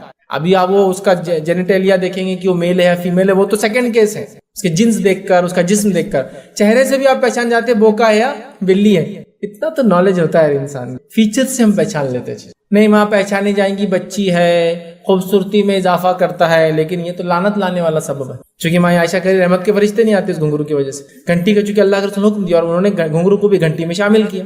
سوچ لیجئے کیا کرنا ہے، تو گھنٹی جس گھر میں ہو فرشتے داخل نہیں ہوتے، ماں عائشہ کہتی گھنگرو بھی اگر ہو تو گھنٹی کے حکم میں وہ بھی نہیں ہوتا۔ آئیے پانچویں چیز جس کی وجہ سے گھر میں فرشتے داخل نہیں ہوتے، یاد رکھیے چھوٹی چھوٹی باتیں لیکن سیریس ہے، چونکہ رحمت کے فرشتوں کا نہیں آنا یہ شیطان کو لانے کا باعث بنتا ہے۔ پانچویں چیز ہے پیشاب کی صفائی نہ ہونا، ٹھیک ہے، پیشاب خانے پیخانے میں صفائی نہ ہونا سمجھ میں آ رہا، چونکہ وہ ایک لمیٹڈ باؤنڈریز ہے، یہ مراد ہے، اس کے بعد اس کے علاوہ بھی، ٹھیک ہے، جیسے کہ آئیے سنی حدیث سلسلۃ الاحادیث الصحیحہ کی جو ہے یہ روایت ہے، عبداللہ بن یزید فرماتے ہیں اور کہتے ہیں کہ نبی اکرم صلی اللہ علیہ وسلم فرمایا، یہ صحابی رسول فرماتے ہیں اور کہتے ہیں کہ نبی اکرم صلی اللہ علیہ وسلم فرمایا گھر کے اندر تھال میں پیشاب کو نہ پڑا رہنے دیا جائے، کیونکہ فرشتے اس گھر میں داخل نہیں ہوتے جس میں پیشاب ہو، نیز کوئی بندہ غسل خانے میں پیشاب ہرگز نہ کرے۔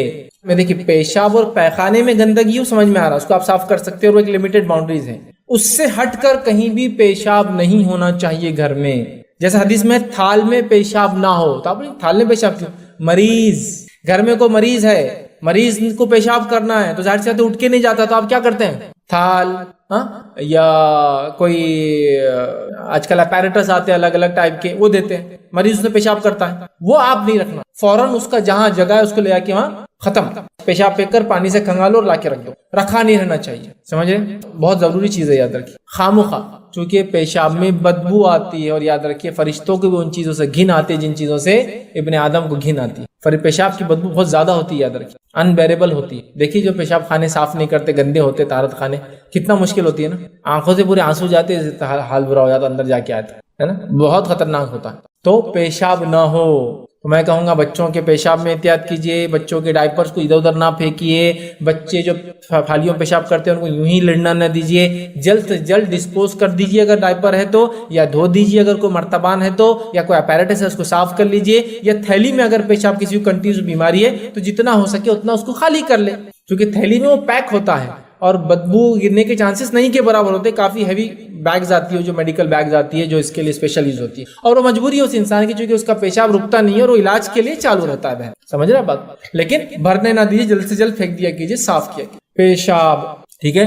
تو ویسے تو طہارت خانوں کو، پیشاب خانوں کو، حماموں کو صاف رکھا کیجیے، ہونا چاہیے نہیں ہونا چاہیے طہارت خانے صاف، ہمارے ٹوائلٹس صاف ہونا چاہیے نہیں ہونا چاہیے۔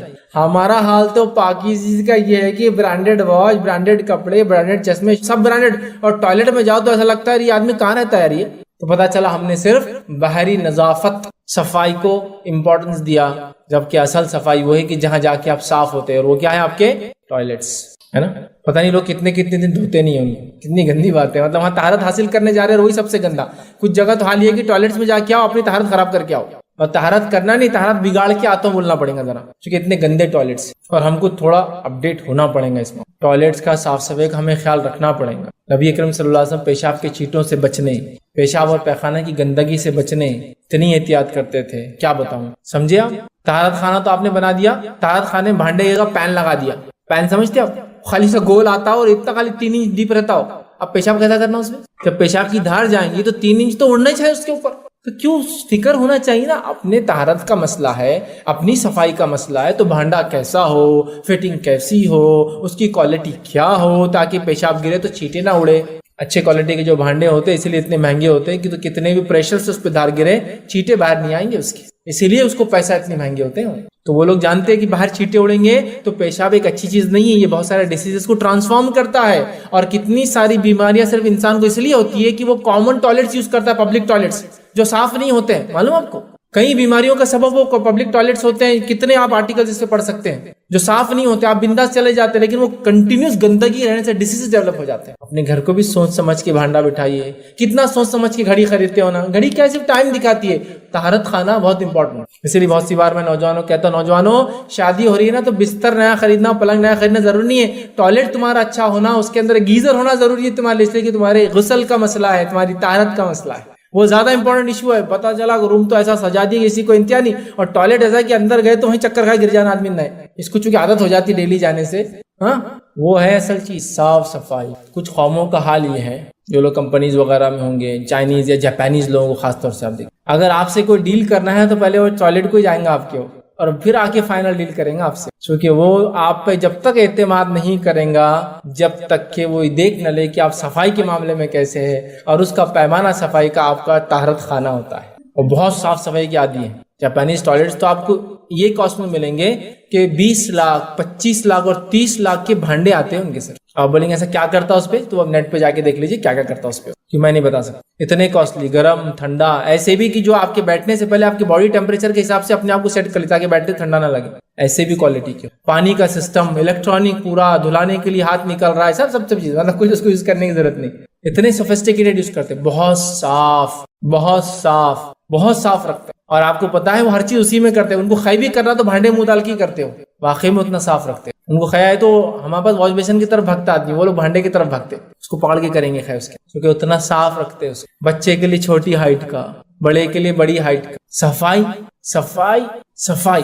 پیشاب جس گھر میں ہوتا ہے، مرتبان میں، پینس میں، یوں ہی پھیلا ہوا گرا ہوا، ٹوائلٹ گندا ہونا سمجھ میں آ رہا، وہاں تو صاف ہوں منع ہے، کیوں تو فرشتے نہیں آتے چونکہ اس کی بدبو گھن کے وجہ سے، واللہ عالم جو بھی وجوہات ہیں، تو پیشاب ہو نہیں آتے۔ اور کوئی بھی ہرگز غسل خانے میں پیشاب نہ کرے، غسل خانے میں پیشاب نہیں کرنا چاہیے۔ اب اس پہ علماء کی مختلف فتاوے ہیں کہ وہ غسل خانے اس زمانے میں ٹائلز وغیرہ نہیں ہوتے تھے، مٹی ہوتی تھی، اور مٹی پہ وہ غسل کرتے تھے، پانی نیچے جذب ہو جاتا تھا وہ اس ٹائم، اس وجہ سے منع کیا گیا۔ آج چونکہ سوفسٹیکیٹ ہوتے ہیں، سسٹم ہوتا ہے، موہری ہوتی ہے، فلشز ہے، پانی بہت زیادہ عام طور سے مل جاتا ہے، فتاوے ایک الگ بات ہے، لیکن عام بات یہ کہ احتیاط کرو تو بھیا اچھا، چونکہ حدیث میں مت کرو تو مت کرو، سمپل۔ اٹیچ ٹوائلٹ ایک الگ چیز ہے، غسل خانہ اور ٹوائلٹ اگر اٹیچ ہے تو ایک الگ مسئلہ ہے، یاد رکھیں، کیونکہ وہاں ٹوائلٹ کا ایک اسپیسیفک جگہ ہے، غسل خانے کی اسپیسیفک جگہ ہے، ٹھیک ہے۔ اسی وجہ سے کچھ لوگ بولتے ہیں غسل خانہ اٹیچ نہیں ہونا، لیکن ایسا مسئلہ نہیں، اٹیچ ہونے میں کوئی حرج نہیں، کیونکہ آج کل ہر چیز دونوں سیپریٹ ہوتی ہے، اس کا پورا لمٹ ہوتا ہے، اس کو الگ بناتے ہیں، اس کو الگ بناتے ہیں، تو انشاءاللہ کوئی مسئلہ نہیں،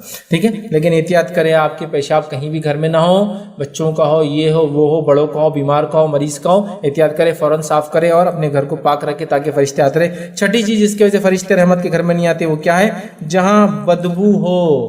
صحیح مسلم کی روایت ہے، نبی اکرم صلی اللہ علیہ وسلم نے فرمایا، کہا صحابی کہتے ہیں کہ آپ نے فرمایا جو شخص اس درخت یعنی لہسن میں سے کھائے، اور کبھی فرمایا جو شخص اس درخت یعنی پیاز میں سے جو کھائے، آپ نے فرمایا وہ ہماری مسجد میں نہ آئے، اس لیے کہ فرشتوں کو بھی تکلیف ہوتی ہے ان چیزوں سے جن سے ابن آدم کو تکلیف ہوتی ہے۔ جو پیاز کھائے، آپ نے لہسن کی طرف جھاڑ کی طرف اشارہ کیا اور پیاز کے جھاڑ کی طرف اشارہ کیا، کبھی اس کی طرف کیا کبھی اس کی طرف کیا، اور کہا کہ جو یہ کھائے اور یہ کھائے، یا یہ کھائے اور یہ کھائے، وہ ہماری مسجدوں میں نہ آئے، چونکہ جس چیز سے ابن آدم کو تکلیف ہوتی ہے اس سے فرشتوں کی بدل۔ ابن آدم کو کس سے تکلیف ہوتی ہے؟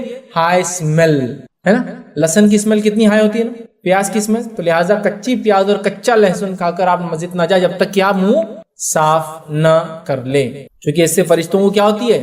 گھن آتی ہے، نفرت ہوتی ہے، کیونکہ ابن آدم کو بھی گھن آتی ہے، ٹھیک ہے۔ تو اسلام کتنا پاکیزگی کا خیال رکھتا ہے، بازو والے کو بدبو سے تکلیف نہ ہو، کیونکہ اس سے فرشتوں کو تکلیف ہوتی ہے اور فرشتے نہیں آتے، سمجھے بات؟ تو لہٰذا کچا پیاز کچا لہسن مت کھائیے، کھاتے ہیں تو پھر منہ رنس کیجیے، مطلب کلی کیجیے اور صاف کیجیے، برش کر لیجیے، پھر مسجد جائیے، اور مسجد میں بیٹھ کے تو ہرگز مت کھائیے، کیونکہ باہر سے اندر نہیں جانا تو اندر بھی نہیں کھانا، سمجھا بات؟ کیونکہ اس سے بو آتی ہے نا۔ اب یہ تو تھا اس زمانے میں جن چیزوں سے بدبو آتی تھی، منع کر دے گا۔ آج ٹوبیکو، تمباکو کتنی بدبو دیتا ہے، نہیں بولے حدیث میں صرف لہسن اور پیاز ہے، ہاں ٹھیک ہے، حدیث میں لہسن اور پیاز ہی ہے، مقصد کیا آگے سنیے نا، جس چیز سے ابن آدم کو گھن آتی ہے اس سے فرشتوں کو بھی گھن آتی ہے۔ نہیں آپ تو بولیں گے میرے کو تو بہت لذت آتی ہے اس میں، اور آپ کو آ رہی نا، کسی جو نان اسموکر ہے اس سے پوچھو کتنی تکلیف ہوتی ہے اس کو، جب آپ کے منہ کا اتنا خطرناک سینٹ اور کتنی خوشبو والے ہوتے جو کھانے کے ہوتے ہیں، اور پینے کی تو وہ تو بدبوداری ہوتی، چاہے اس میں خوشبو ہوتی نہیں۔ اسموکنگ آپ کسی ایریا میں جائے جہاں لوگ وہ کرتے ہیں، جو آدمی نہیں پیتا سگریٹ، کوئی سگریٹ پینے والا بھی گزرا تو بولتا ہے انہیں پی کے آیا سگریٹ، کیونکہ اس کی اسمیل اتنی ہے ہوتی، تکلیف ہوتی ہے اس سے، ہے نا۔ اب ان لوگوں کو کیا جو طہارت خانوں میں گھس کے سگریٹ اب میرے مسجد کے اعتکاف کے نام پہ مسجد میں نیچے بیٹھے اور اوپر جا کے انجن چلا رہے اپنا، ہاں افطار ہوتے ہی مغرب کی نماز، کھانا اور چھت، کیا قبول ہوں گے یار، تم بدبو کرتے پھر رہے، اور کیوں ایسی چیز پیتے، کیوں ایسا کام کرتے ہو؟ نہیں وہ مکروہ ہے بول کے چلتا، میں وہ بحث میں نہیں پڑھ رہا ہوں آپ کو مکروہ ہے فلاں، اگر یہ اتنا ہی اچھا ہے، ٹھیک عمل ہے، کراہت ہے، صرف تھوڑا برا ہے، تو پھر اس کو بہت سارے نیکیوں کام میں کیوں استعمال نہیں کرتے؟ حلال ہے، آپ بول رہے حلال ہے لیکن تھوڑا پسندیدہ نہیں، تو کبھی صدقے میں دیا کرو۔ میں صدقے میں یہ سال رمضان میں ہم عید الفطر کا صدقہ 2.5 کلو سگریٹ نکالیں گے، صدقے میں نکالا کرو، آنے والوں کو صدقے میں دیا کرو، بیوی کے ساتھ مل کر پیا کرو، بچوں کو ترغیب دلاؤ کہ بیٹے ٹھیک نہیں ہے، کبھی کبھار چل جاتا، لیٹ اٹ بھی، تم بھی چلو میں بھی چلتے رہتا، ٹھیک، کبھی یہ کر لیا کرو، ہاں اس کو دینے کی یہ نیت ہو کہ اس کو دینے سے اجر و ثواب ملے گا، کیونکہ دوسرا پئیں گے نا، اس کو ضرورت مند ہے بیچارہ، وہ بھی طلب لگی ہوئی ہے اس کو، تو آپ کو نہیں دیتے نا، ارے بھائی مت پی، چھوڑ دے، خود پیتے پیتے بولتا مت پی، چھوڑ دے، بہت نقصان ہے اس کے، میکو ہو رہے، لیکن اب کیا ہے، پرانا زندگی گزر گئی ہماری، نہیں بدلنا چاہے تو سب کچھ۔ صحابہ نے جن کی نسلیں شرابوں میں ڈوبی ہوئی تھی، روایت میں آتا ہے جب شراب کو اللہ نے حرام قرار دیا، ایک شخص مدینے میں نکلا کہتے ہوئے کہ شراب حرام ہو گئی، تو روایت میں آتا ہے پرانی شراب تھی۔ اور شراب کی خصوصیت کیا ہے معلوم آپ کو؟ خصوصیت کیا بولنا، ہمارا ایک بری حرام چیز ہے، لیکن پھر بھی بہرحال اب جو بھی ہے اس کی ایک کیریکٹرسٹک یہ ہے کہ جتنی پرانی ہوں گی اتنی زیادہ اچھی ہوں گی۔ تو 50 سال 100 سال پرانی شرابیں بنتی ہے، معلوم آپ کو، ملتی ہے مارکیٹ۔ تو صحابہ کے پاس پرانی شرابیں رکھی ہوئی تھی، جب یہ بات سن لی تو شراب کو پانی کے جیسا بہا دیا سڑکوں پہ۔ اگلے دن شراب موجود نہیں تھی مدینہ، تو وہ تو نسلوں سے لت اور عادی تھے نا، اور شراب کی لت تمباکو کی لت سے بڑی ہوتی، چھوڑ دیا، اللہ کا حکم آیا ہوا۔ تو یہ جذبہ ہوتا ہے مومنوں کا، جب بات آ گئی تو معاملہ ختم، اگر مگر یہ وہ التا پلتا نہیں۔ اس کی بدبو ہی دیکھ لو یار کتنی، اس کے ڈبے پہ دیکھ لو کیا لکھا ہوا ہے، بچھو بنا دیا گورنمنٹ نے، سانپ بنا دیا، تو بیوقوف پھر بھی پی رہے، تو اب تو گلے پھٹے ہوئے وہ سب دے رہے، دانت سڑے وہ بھی دے رہے، کہ کم از کم یہ تو سمجھ لو، بچھو سانپ نہیں سمجھ میں آ رہا تم کو کیا ہے، تو بھی نہیں سمجھ میں آ رہا، کیونکہ پہلے انگلش میں لکھا ہوتا تو پڑھنا نہیں آ رہا، بولے tobacco smoking injures to health, it may cause cancer, نہیں سمجھ میں آ رہا، پڑھا لکھا نہیں ہے میں، پھر انہوں نے لکھ دیا کہ کرک روگ ہو سکتا ہے اس کے پینے سے، وہ بھی نہیں سمجھ میں آ رہا، چونکہ ہندی بھی نہیں آتی، تو بچھو اور سانپ بنا دیا، وہ بھی نہیں سمجھ میں آ رہا، بولے پتہ نہیں کیوں بنا رہے، شاید بچھو سے نکالا کچھ خاص چیز ہے۔ تو اب انہوں نے کیا کر دیا، بیماروں کی تصویریں دینا شروع کر دی، گلے خراب، دانت سڑے ہوئے، منہ پورا ہو گیا، تب بھی نہیں سمجھ میں، اس کی بدبو ہی دیکھ لو تم۔ لہسن اور پیاز حلال چیز کھا کر مسجد میں نہیں جا سکتے چونکہ بدبو ہے، سوچو اب، سوچو آگے۔ بہرحال آگے آئیے، اور کیا کام ہے جن سے فرشتے رحمت کے نہیں آتے؟ تو 6 تو دیکھ لیا ہم نے، 7 8 9 ایک ہی حدیث میں آتے، تینوں ایک ساتھ دیکھیں گے ہم۔ آئیے حدیث کے الفاظ سنیے، نبی اکرم صلی اللہ علیہ وسلم فرماتے اور کہتے ہیں جو ہے 3 چیزیں ایک ہی حدیث کے اندر آتی ہیں، جنوبی، نشہ اور خلق کی خوشبو۔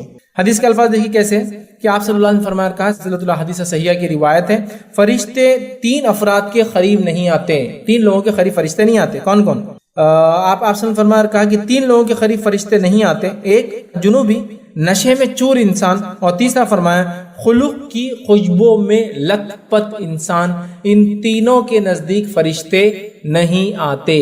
7 8 اور 9 پوائنٹ تینوں ایک اس میں آ جا رہے ہیں۔ 7واں پوائنٹ ہمارا کیا ہے کہ فرشتے اس شخص کے قریب نہیں آتے جو جنوبی ہو۔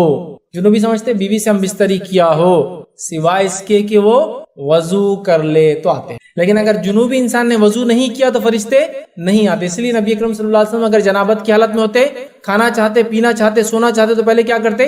وضو کرتے، چونکہ اگر وضو نہ کرے تو پھر رحمت کے فرشتے قریب نہیں آتے آپ کے غسل لینے تک، اور وضو کر لے تو آتے ہیں۔ یہ ابو داؤد کی روایت میں اضافی الفاظ ہے، اس میں نہیں، اس حدیث میں تو اتنا ہی ہے۔ ابو داؤد کے حدیث میں الفاظ ہے سوائے اس کے کہ وہ وضو کر لے، تو وضو کر لے تو مسئلہ نہیں انشاءاللہ، لیکن وضو نہیں کرے تو پھر فرشتے نہیں آتے، بات کو یاد رکھ لیجیے آپ۔ اسی طرح جو ہے 8ویں چیز جو اسی حدیث کے اندر تھی وہ کیا ہے کہ وہ شخص جو نشے میں چور ہو، فرشتے اس کے پاس بھی نہیں آتے۔ کتنی بے بسی کی بات ہے، ایک شخص نشہ، اچھا اس میں شراب نہیں ہے، نشے سے مراد وہ شراب ہو سکتی ہے، وہ گانجا، افیم، ڈرگز اور نارکوٹکس جو بھی آج کل ہوتا ہے سب مراد۔ جب انسان نشے کی حالت میں ہوتا ہے فرشتے نہیں آتے، تو وہ انسان جو نشہ کرتا ہے کتنا بدبخت ہے، کتنا محروم ہے کہ فرشتوں کو اپنے سے دور کر دیتا نشہ کر۔ اسی لیے نشے خانوں میں دیکھو آپ کتنی برائیاں، کتنے فتنے اور فساد ہوتے ہیں، چونکہ وہاں رحمت کے فرشتے پھٹکتے بھی نہیں جائیں، نشہ ہوتا ہے، اور وہاں جرم، کرائم، خون خرابہ سب ہوتا ہے، کتنی برائیاں ہوتی ہیں۔ پھر نشہ ہوتا ہے تو زنا ہوتا ہے، تو پھر خون ہوتا ہے، خرابہ ہوتا ہے، اور کیا کچھ برائی، سودخوری ہوتی ہے، اور پتہ نہیں کیا کیا۔ اسی وجہ سے کہ وہاں فرشتے نہیں آتے اور شیطان بھر جاتے ہیں۔ تو ایک نشہ کرنے والے انسان کے قریب بھی نہیں آتے۔ نشے کو چھوڑو مسلمانوں، یہ حرام ہے اسلام میں، اور اس کو نہیں کرنا چاہیے، اور ایک فرشتہ نہیں آتا، اگر مر جاؤ اس حالت میں تو کیسی موت مرو گے، سوچو، اندازہ لگاؤ۔ آئیے آگے بڑھتے ہیں۔ 9ویں چیز جو اسی حدیث میں تھی وہ ہے خلق کی خوشبو میں لت پت انسان۔ ایک قسم کی خوشبو ہوتی تھی جو زعفرانی رنگ کی ہوتی تھی۔ دیکھیے خوشبو کی 2 قسم ہوتی تھی عربوں میں، اور دونوں میں سے ایک قسم حرام ہے عورتوں کے لیے، اور ایک قسم منع ہے مردوں کے لیے۔ حرام نہیں لیکن منع ہے، ان کے لیے نہیں لگانا چاہیے۔ پہلی قسم جو مردوں کے لیے حلال ہے وہ خوشبو ہے جو فریگرنس ہوتی ہے، اڑتی ہے، عود ہوگا، سینٹ ہوگا، یہ ہوگا جو اڑتے ہیں، ٹھیک۔ دوسری خوشبو ہے وہ جو عورتوں کے لیے جائز ہے لگانا۔ وہ کون سی خوشبو معلوم آپ کو؟ وہ خوشبو جس سے فریگرنس نہیں ہوتا، اس کا پیچ ہوتا ہے، پیچ مطلب دھبا آ جاتا ہے۔ اور عرب میں ایک قسم کی خوشبو ہوتی ہے جس کو خلوق کہتے تھے، جو زعفرانی رنگ کا دھبا بنا دیتی ہے، جس کو نزدیک سے سونگی تو خوشبو ہوتی ہے لیکن اس کی فریگرنس نہیں ہوتی۔ جو نان فریگرنس والی خوشبو ہے وہ عورتیں لگا سکتی ہے، ان کے لیے جائز ہے، اور جو فریگرنس والی خوشبو ہے وہ مرد لگا سکتے ہیں، وہ ان کے لیے جائز ہے۔ عورتوں کے لیے فریگرنس والی خوشبو لگانا حرام ہے، اور مردوں کے لیے پیچ والی خوشبو لگانا منع ہے۔ عبد الرحمن ابن عوف رضی اللہ عنہ نکاح کر لیا, نبی اکرم صلی اللہ علیہ وسلم خدمت میں حاضر ہوئے, آپ کے کپڑے پہ پیچ لگا ہوا تھا زعفرانی رنگ کا, حدیث میں آتا ہے. آپ نے کہا عبد الرحمن یہ کیا ہے؟ تو کہا اللہ کے رسول میرا کل نکاح ہوا ہے. تو کہا ولیمہ کر چاہے بکری کیوں نہ ہو, پیچ والی خوشبو, زعفران خوشبو. اس لیے حدیث میں آتا ہے نا, ایک ام المومنین کی ان کے بھائی کا انتقال ہوا, تیسرے دن انہوں نے کہا خلق لائی جائے, اور خلق لگایا. خلق کی خوشبو پیچ والی ہوتی ہے اور وہ جائز ہے عورت کے لیے لگانا. دھبا دیتی ہے لیکن اس کی فریگرنس نہیں ہوتی. لیکن بہت سی عورتیں بولتی ہیں نا ہم لوگ پسینہ آتا بدبو ہو جاتی, تو کیا کرنا, فریگرنس تو اسلام منع ہے, آپ پیچ والی خوشبو لگائیے, ایسی خوشبو جو دھبا دیتی ہے لیکن فریگرنس خوشبو مہک نہیں اٹھتی اس کی. اور مردوں کے لیے دھبے والی خوشبو بنائے, مہک والی جائز ہے. تو خلوق پیچ لگتا ہے اور صحابیات لگایا کرتی تھی. حیض کے بعد میں شرمگاہ کے اطراف لگایا کرتی تھی, اور اس کے علاوہ دیگر اس میں جیسا اس صحابیات نے بتانے کے لیے اپنے گال پہ لگایا تاکہ پتا چلے کہ میرے بھائی کا غم 3 دن کے بعد کوئی نہیں منائے گا. تو خلوق کی خوشبو میں لت پت لگانا ٹھیک ہے, لت پت ہونے سے فرشتے نہیں آتے, پھر یاد رکھیے. اور خلوق کی خوشبو کون لگاتا ہے؟ جنرلی عورتیں لگاتی ہیں. وہ زعفرانی رنگ کا دھبے کی روایت میں زعفرانی رنگ میں کوئی لت پت نہ ہو, اس سے مراد یہی ہے ابو داؤد کی روایت. تو خلوق میں لت پت نہیں ہونا, تھوڑا سا لگانا جائز ہے. لت پت ہونے والے کے پاس بھی فرشتے نہیں آتے ہیں. آئیے 10واں نقطہ, رحمت کے فرشتے جن لوگوں کے پاس نہیں آتے وہ ہیں جہاں وحشی جانوروں کی کھالیں ہوتی ہو, وہاں بھی فرشتے نہیں آتے. آئیے روایت اس طرح سے ابو ہریرہ رضی اللہ عنہ فرماتے ہیں, کہتے ہیں نبی اکرم صلی اللہ علیہ وسلم فرمایا, ٹھیک ہے, اور حدیث کے الفاظ ہے فرشتے ایسے لوگوں کے ساتھ نہیں رہتے جن کے ساتھ جو ہے چیتے کی کھال ہوتی ہے. مطلب جس کو کہیں گے وحشی جانوروں کی کھال جو لوگ استعمال کرتے ہیں یا ساتھ رکھتے ہیں, فرشتے ان کے پاس نہیں آتے. سمجھے آپ بات کو؟ تو پتہ چلا وحشی جانوروں کی کھال کے کپڑے یا اس کے کچھ بنانا, اس کو استعمال کرنا, گھروں میں اس کو لٹکانا, مطلب کھال میں بھوسا بھر کے لگا دیتے ہیں, منع ہے, کیونکہ جب تک وہ کھال ہوں گی فرشتے نہیں آئیں گے. اور خاص طور سے چیتے کا لفظ ہے, لیکن علماء نے لکھا ہے وحشی جانور مراد ہے. تو وحشی جانوروں کی کھالوں کو آپ گھر میں نہ رکھیں, استعمال نہ کریں. کھال پاس میں بھی ہوں گی تو فرشتے نہیں آئیں گے, یاد رکھیے, ٹھیک ہے. بہت سارے لوگ سجانے کے لیے خاموخواہ کھالیں خرید لیتے ہیں یا پہنتے بھی ان کھالوں کا, آپ اس بات میں احتیاط کریں. 11ویں چیز جس کی وجہ سے فرشتے گھروں میں نہیں آتے رحمت کے, وہ یہ ہے آپ صلی اللہ علیہ وسلم فرمایا, کہا حدیث کے الفاظ دیکھیے اس طرح سے آپ نے فرمایا 3 آدمی ایسے جن کے فرشتے ان کے قریب نہیں جاتے. ایک کافر کی لاش کے قریب فرشتے نہیں جاتے اس کی بدبو کی وجہ سے. دوسرا زعفرانی رنگ میں جو لت پت ہو جائے, جو میں پہلے اوپر رکھ چکا ہوں, دوسرا شخص وہ ہے. اور تیسرا جنوبی جب تک کہ وضو نہ کر لے. تو جنوبی اور زعفرانی رنگ تو آلریڈی پہلی حدیث میں ہو چکا. اس حدیث سے ہم صرف ایک نقطہ لیں گے, اور وہ ہے کہ جو انسان کفر کی حالت میں مرا ہو, اس کی اسمیل آتی ہے, فرشتے اس سے دور چلے جاتے ہیں. یہ 11واں نقطہ تھا ہمارا ادھر, اس سے فرشتے دور چلے جاتے ہیں. تو یہ وہ شخص ہے جو کہ یہ کفر کی حالت میں مرا, اس کو بدبودار کفن پہنایا جاتا ہے, اس کے جسم سے بدبو آتی ہے, فرشتے اس سے دور بھاگ جاتے ہیں. یاد رکھیے 12واں وہ عمل جسے کرنے سے فرشتے قریب نہیں آتے ہیں, وہ عمل یاد رکھیے کیا ہے. وہ عمل یہ ہے جو ترغیب کی روایت ہے, حدیث کے الفاظ سنیے, وہ یہ نبی اکرم صلی اللہ علیہ وسلم فرمایا, کہا خطا رحمی کرنے والے پر فرشتے نہیں اترتے. رحمت کے فرشتے اس شخص کے پاس نہیں آتے جو قطع رحمی کرتا ہے. قطع رحمی رشتوں کو توڑنے والا ہے. اللہ رحم کرے, آج ہم نے رشتوں کو توڑ کے اپنا حال یہ کر لیا کہ آج رحمت کے فرشتوں سے ہم مکمل محروم ہو چکے ہیں. اچھا, رشتوں کو جوڑنے میں تکلیف تو ہوتی ہے نا, اس لیے تو اجر ہے. اسلام کسی چیز کا اجر کب دیتا ہے؟ یوں کچھ مت کرو, کچھ نقصان نہیں, اجر مال خرچ کرو تو صدقے کا اور زکوٰۃ کا اجر ملتا ہے. حج کو جاؤ, فزیکل اور پیسہ خرچ کرو تو اجر ملتا ہے. نماز کے لیے تکلیفوں کو سہو, وضو کی تکلیفیں, صبح اور شام کی تکلیفیں, تجارت اور بزنس چھوڑنے کی تکلیفیں, بستر کو چھوڑنے کی تکلیفیں, سردی اور گرمی کی تکلیف, تو اجر ملتا ہے نا. تو رشتہ جوڑنے کا ایسی پکڑ مل جائیں گا. رشتہ جوڑے رکھنا ایک تکلیف دہ فیز ہے. آپ رشتہ جوڑتے وہ توڑ رہے, آپ نزدیک جا رہے وہ دور بھاگ رہے, تبھی تو پھر ریوارڈز ہے. نہیں میں رشتہ بہت تکلیف دیتے اس لیے میں نے چھوڑ دیا, تو پھر اجر بھی تو گیا نا. ایسا کون سا کام ہے دنیا میں بغیر اس کے مل جاتا؟ دعوت اللہ, اللہ کی طرف لوگوں کو بلانا سب سے عظیم کام ہے جو انبیاء نے کیا. تکلیف بھی تو سب سے بڑی اٹھائی, کوئی بھی کام پھکٹ چھاپ فری نہیں ملتی بھائی.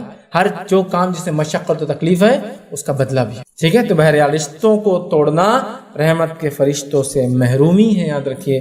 13واں پوائنٹ جو انسان کو رحمت کے فرشتے جو ہم سے دور ہو جاتے ہیں, وہ 13 پوائنٹ کیا ہے؟ جس گھر میں قرآن نہ پڑھا جاتا ہو رحمت کے فرشتے وہاں داخل نہیں ہوتے.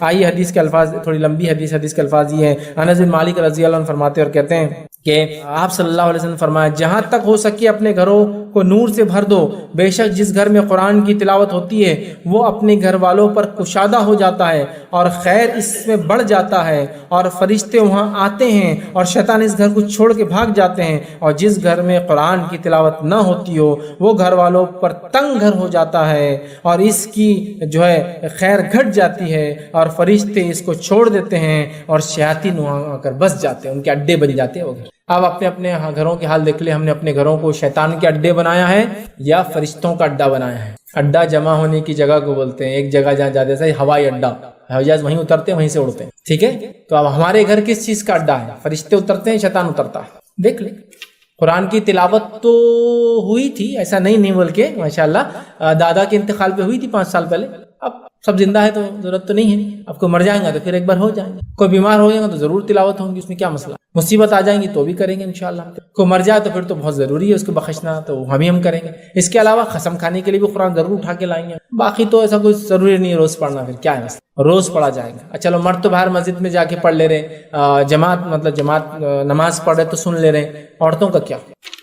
عورتیں ظاہر سے حافظہ تو بہت کم ہوتی ہے، یاد بھی کم کرتی ہے قرآن کو عام طور سے مردوں کے مقابلے میں، سنتی بھی کم ہے چونکہ نماز جماعت سے نہیں پڑھتی، تو گھروں میں تو وہی چھوٹی چھوٹی صورتیں پڑھیں گی نا ہمیشہ، باقی قرآن کا کیا؟ تلاوت کرو قرآن کی، بیٹھو گھروں میں لے کر، بہت ضروری، ورنہ شیطان کے اڈے بن جاتے ہیں گھر، ٹھیک ہے؟ تو یہ پوائنٹس تھے جو میں نے آپ کے سامنے رکھے کہ جو کرنے سے رحمت کے فرشتے دور بھاگ جاتے ہیں۔ فرشتوں کا دور بھاگنا شیطان کو قریب کرنا، فرشتے کا دور جانا رحمت سے دوری ہے، فضل سے دوری ہے، اللہ کی جود اور کرم اور سخا سے دوری ہے۔ تو فرشتوں کو لانا چاہتے ہیں، فرشتے انہی کے قریب آتے ہیں جن کے قریب رحمان حکم دیتا ہے، جب اللہ حکم دیتا ہے تو ہی آتے ہیں۔ فرشتوں کا آنا گویا رحمان کی ہمارے اوپر ہم سے رضا اور ہم پر فضل اور کرم اور رحم کا نتیجہ ہوتا ہے، ان کا دور جانا اللہ رب العزت کی ناراضگی کی وجہ بنتا ہے، چونکہ اس کے بغیر یہ دور جاتے بھی نہیں۔ دیکھیں نا، جتنے عمل سے اللہ ناراض ہوتا ہے اس لیے فرشتے بھاگ جاتے ہیں، اسے جھوٹ بولنا حرام ہے اسلام میں، اللہ ناراض ہوتا ہے فرشتے بھاگ جاتے ہیں۔ تو لہٰذا اگر فرشتوں کو ہم رحمت کے قریب نہیں کریں گے تو ہمارے اطراف بہت بری چیزیں آئیں گی، تو ہم رزق کی تنگی کی دعائیاں دے رہے ہیں، ہم گھر کے اندر بے برکتی کی باتیں کر رہے ہیں، ہم کہہ رہے ہیں کہ رحمت اللہ ہم پہ نہیں کر رہا، رحم اللہ نہیں کر رہا، فضل اللہ نہیں کر رہا، تو کیسے؟ میرا سوال ہے کیسے؟ حالات تو آپ نے اپنے بدلنا ہے، حالات تو آپ کو اپنے بدلنا ہے نا، تو آپ بدلی دیکھیے، پھر دیکھیے کیسے زندگی بدل جاتی ہے اگر آپ نے اپنے آپ کو چینج کر لیا، یہ تمام کام کیے جس سے فرشتے آتے ہیں، رحمت کے فرشتے نازل ہوتے تو فائدہ ہے۔ اور خاص طور سے ان پوائنٹ جو میں نے 14 پوائنٹس رکھے ان سے بچنے کی کوشش کریں تاکہ رحمت کے فرشتے ہم سے دور نہ بھاگیں بلکہ ہم پہ نازل ہو، اور ان کام کرنے کی کوشش کریں جو میں نے شروعات میں رکھے جس سے وہ آتے ہیں۔ خاص یہ تو بھاگنے کی وجوہات تھی، آنے کی وجوہات الگ ہیں، وہ آپ کریں انشاءاللہ۔ تو جو آتے ہیں وہ وجوہات پہ کریں، جن سے بھاگتے ہیں ان کاموں کو نہ کریں، تو انشاءاللہ رحمت کے فرشتے رہیں گے۔ گویا اللہ تعالی ہم سے راضی ہے، اس کا معنی ہی ہوتا ہے۔ اگر یہ چلے گئے تو گویا اللہ ہم سے ناراض ہے، اس کا یہ معنی ہوتا ہے۔ تو ہم لوگ اپنے آپ کو ایسا بنائیں کہ یہ فرشتے اللہ کے رحمت کے ہمارے اطراف ہمارے نزدیک رہے۔ میں اسی پر اپنی بات کو ختم کروں گا۔ اللہ رب العزت سے دعا ہے کہ اللہ سبحانہ تعالی ہم نے جو کچھ کہا سنا اسے عمل کی توفیق عطا فرمائے، ہم تمام کے لیے ان تمام کے اعمال کا کرنا آسان کرے جس سے تیرا رحم فضل اور کرم ہم پر ہوتا ہے، اور ان تمام اعمال سے ہماری حفاظت کر جن سے تیرا رحم فضل اور کرم ہم سے دور جاتا ہے۔ جب تک ہمیں زندہ رکھے، ایمان اور اسلام پر زندہ رکھے، خاتمہ ہمارا ایمان پر ہو۔ وآخر دعوانا ان الحمد للہ رب العالمین، سبحان ربک رب العزت عما یصفون وسلام علی المرسلین والحمد للہ رب العالمین۔ کوئی بات اس درس سے نہ سمجھی ہو یا کوئی سوال ہو تو آپ پوچھ لیں۔ بسم اللہ الرحمن الرحیم، الحمد للہ رب العالمین والصلاة والسلام علی خاتم النبیین والمرسلین، رب اشرح لی صدری ویسر لی امری واحلل عقدۃ من لسانی یفقہوا قولی۔ جی فیض بھائی، ہم فارما مارکیٹنگ میں ہیں، ہمارے پاس ایل پیز آتے ہیں، فولڈرز آتے ہیں جو ہم پروموٹ کرتے ہیں، اور کچھ ایسی تصویریں آتے ہیں جس پہ ماڈلز کی فوٹو وغیرہ ہوتی اور انسانی تصاویرات رہتے ہیں، انسانی شکل میں بھی رہتے، کارٹون کی شکل میں بھی رہتے، اور کبھی کبھی مطلب روم میں ایسا بکھرے ہوئے بھی رہتے کیونکہ تعداد زیادہ رہتی، ہر ایک کو دینا پڑتا، تو اس کے لیے کیا ہوگا، کہاں تک؟ بھائی نے ایک سوال کیا کہ وہ فارما کمپنی کا کام کرتے ہیں تو اس پہ جو میڈیسنس آتی ہے، پیمفلیٹس آتے ہیں، براؤچرس آتے ہیں، باکسز آتے ہیں، اس پہ ایڈورٹائزمنٹس ہوتے ہیں جس کے اندر تصویریں ہوتی ہیں، مردوں کی ہوتی ہے، عورتوں کی ہوتی ہے، کبھی کبھی کارٹونس ہوتے ہیں۔ تو جہاں تک کارٹونس کا معاملہ ہے تو ایکسیپشنل ہے، چونکہ ہم نے دیکھا گڈا گڑیا اور کھلونے اللہ کے رسول صلی اللہ علیہ وسلم نے عائشہ کے پاس دیکھے اور کچھ نہیں کہا، تو کارٹونس وغیرہ تو ایکسیپشنل ہو جائیں گے، یا کارٹونک فوٹوز وغیرہ تو ایکسیپشنل ہو جائیں گے۔ لیکن جہاں تک بھائی کا سوال تھا وہ صرف پھیلے ہوئے ہوتے ہیں، بہت زیادہ کوانٹٹی میں ہوتے ہیں، ہر آنے والے کو دینا پڑتا ہے، تو کیا کریں؟ دیکھیے میں اس معاملے میں سجیسٹ یہ کروں گا، چونکہ آپ کمپنی کو تو سجیشن دے نہیں سکتے، کمپنی جنرلی نان مسلم ہوتی ہے اور ان کو اس سے کوئی پرواہ نہیں حلال حرام سے وغیرہ وغیرہ، اور اسلامک پوائنٹ آف ویو سے وہ نہیں سوچتے ہیں، لہٰذا ان کو تو آپ کمپیل نہیں کر سکتے، وہ بولیں گے آپ کو کرنا ہے کیجیے ورنہ چھوڑ دیجیے، ٹھیک۔ تو یہاں احتیاطی پہلو یہ ہوں گا، آپ جتنے زیادہ ہو سکے چیزوں کو ڈھانک کر رکھنے کی کوشش، چھپا کر رکھنے کی کوشش کریں، چہروں کو دبانے کی کوشش، ڈسپلے میں نہ آئے، کم سے کم ڈسپلے میں آئے، اس کی کوشش آپ کریں۔ ابھی کتنا آپ سکسیسفل ہوں گے ایک الگ چیز ہے، جیسا کہ ایک آدمی ہے وہ ایسی جگہ کام کرتا ہے جہاں تصویروں کا ہی مسئلہ ہے، جیسا کہ بینک میں کام کر رہا ہے، بینک میں ہر نوٹ پہ تصویر ہے، کسی بھی بینک میں ہو، مسلم ہو نان مسلم کنٹری ہو، ظاہر سی بات ہے آج کل تصویروں پہ بادشاہوں کی، سلاطین کی، فریڈم فائٹرز کی فوٹوਆਂ ہوتی ہے نا، یا پھر ملک کے بانیوں کی تصویریں ہوتی ہیں، تو اب وہ کیسے چھپائیں گے؟ آپ نوٹیں پھیلی ہوئی اکاؤنٹس کر رہے ہیں. تو مجبوریاں تو ایک الگ چیز ہے, لیکن ان مجبوریوں میں بھی میں یہ کہوں گا جتنا ہو سکے ڈھانک سکے اتنا ڈھانک لیں. جتنا ہو سکتا ہے آپ سیدھے ڈبے کو الٹا ڈبہ رکھیں, جب ضرورت ہے جب سیدھا کر کے ان کو گفٹ کر دیں, پھر اس کو سمجھے نا, مطلب بولنے کا مطلب یہ پورے ڈبوں کو الٹانا رکھے آپ, ایک ڈبہ جو ٹاپ کا ہے تصویر ادھر ہے تو ایسا رکھ کے رکھے. یا آپ کے کپڑوں کا شو روم ہے تو آپ کپڑے ڈسپلے کر رہے ہیں, ماڈلز ہوتے ہیں, تو آپ خالی چہرے کو مٹا دیں یا چہرے کو چھپا دیں یا چہروں کو ہٹا دیں یا چہروں کو اتنا ڈھانک دیں, باقی نیچے کا تو درست. سمجھے آپ بات کو؟ ہو گیا. ٹیلرنگ کی دکان ہے, ہیلتھ کلبز ہے, آپ دیکھیں وہاں لوگ لگا دیتے ہیں, ٹھیک ہے, آپ کو بتانا ایسا کرنے سے یہ چیز ایسی بنتی ہے, چہرے چھپا دیں آپ, یا تو البم میں رکھیں پھر تاکہ البم میں لوگ دیکھیں, البم بند ہو جاتا پھر. تو جہاں مجبوریاں ہیں دیکھیے تو مجبوریوں کو مجبوری کے حد تک رکھیے. تو آپ جہاں تک ہو سکتا ہے کیا کیجیے, ان کو زیادہ پھیلنے نہ دیجیے, اور اگر پھیلا بھی ہو تو کوشش کیجیے کہ الٹا رکھ دے کم از کم ایک ٹاپ کا. پھر آپ نے کسی گفٹ کیا اس کے اوپر والے کو یہ لے کے گفٹ کیا, اس کو پلٹا دے اور یہ دے دے تاکہ پھر چھپ جائے. جہاں تک ہو سکتا ہے احتیاط کرے, یہی انشاءاللہ عزیز زیادہ بہتر اور خیر ہے جہاں تک ہو سکتا ہے. پھر آپ جہاں مجبور ہو جائے تو اللہ تعالیٰ انشاءاللہ عزیز ہماری مجبوریوں کو دیکھیں گا, چونکہ ہم ایک ایسے دور سے گزر رہے ہیں جو صرف تصویر کشی کا اور تصویر کا دور ہے, لیکن اللہ ہماری نیتوں کو دیکھیں گا, ہمارے انٹینٹ کو دیکھیں گے کہ کہاں تک ہم چھپانے کی کوشش کر رہے تھے. تو جہاں تک ہو سکتا ہے آپ چھپائیے, جہاں آپ مجبور ہو جاتے بہرحال پھر تو ایک الگ بات. انشاءاللہ اللہ تعالیٰ آپ کی مجبوری اور آپ کی نیت کو دیکھیں گے. اسکول کے کاموں میں پروجیکٹ میں تصویر بنانا پڑتا ہے تو کیا کرنا چاہیے؟ دیکھیے, اسکول میں, کالج میں, فیلڈ میں, اسٹریم میں کسی ایک سائنس کو آپ گین کر رہے ہیں, سائنس میں تو کوئی ایک اسٹریم آپ کر رہے ہیں جس میں تصویریں بنانا ہے, اعضا بنانا ہے, جسم بنانا ہے, تاکہ اس سے علم حاصل کرے اور اس کے بغیر کوئی چارہ نہیں ہے, تو علماء بالکل اس کی اجازت دیتے کہ آپ کی مجبوری والی شکلیں یہاں مجبوری کے حد تک کیا جا سکتا ہے. جیسا کہ کوئی سائنس کا پروجیکٹ ہے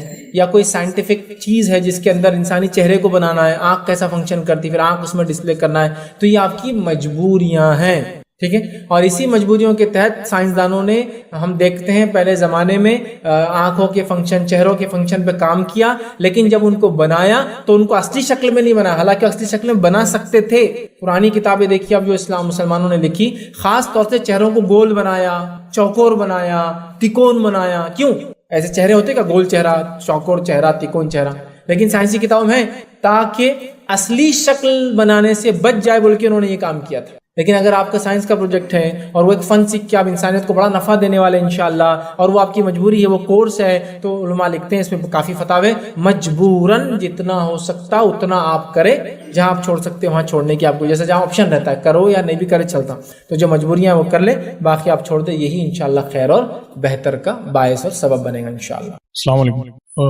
آپ نے ایسے گھنٹی کا بتایا, تو آج کل جو ڈور بیلز ہوتی ہیں تو اس کا کیا معاملہ رہے گا؟ ڈور بیل بند کرنا چاہیے یا پھر اس کا کیا معاملہ ہے؟ بھائی نے سوال کیا کہ جیسا ڈور بیل کا مسئلہ ہے, گھنٹی کا مسئلہ ہے, تو اس معاملے میں کیا کریں؟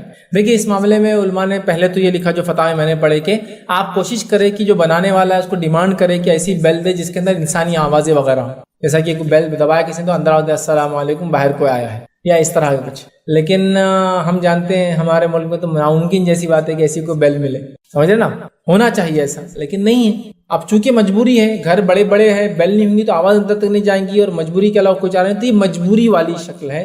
لہٰذا اس میں سمپل سے سمپل ایسی چیز گھنٹی لگائی جائے جو کسی کی عبادت کی مشابہت نہ کرتی ہو آواز میں, تو انشاءاللہ عزیز کی مجبوری والی کیفیت میں انشاءاللہ عزیز مانا جائے گا.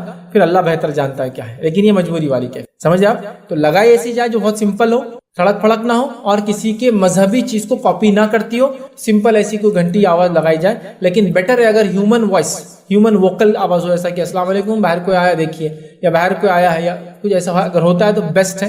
بٹ اگر پاسبل نہیں ہے تو بالکل ایک سمپل سی آپ لگا لیں.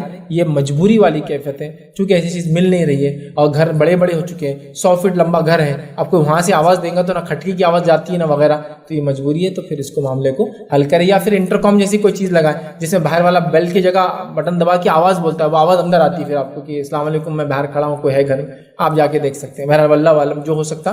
مجبوری ہے تو آپ سب سے سمپل لگائیں, کسی مذہب کی یا کسی عبادت کی مشابہت نہ کرتی ہو بیل, کوئی میوزک نہ ہو, تڑک پڑک نہ ہو, سادہ سا کوئی جس سے آپ کو اندر معلوم ہو جائے کہ باہر کو آئے, ایسا کچھ لگا لے انشاءاللہ, پھر وہ زیادہ بہتر ہوگا انشاءاللہ. میرا ایک سوال کے 2 حصے, ایک مطلب گھنٹی کی آواز کا اور دوسرا تصویر کے اوپر.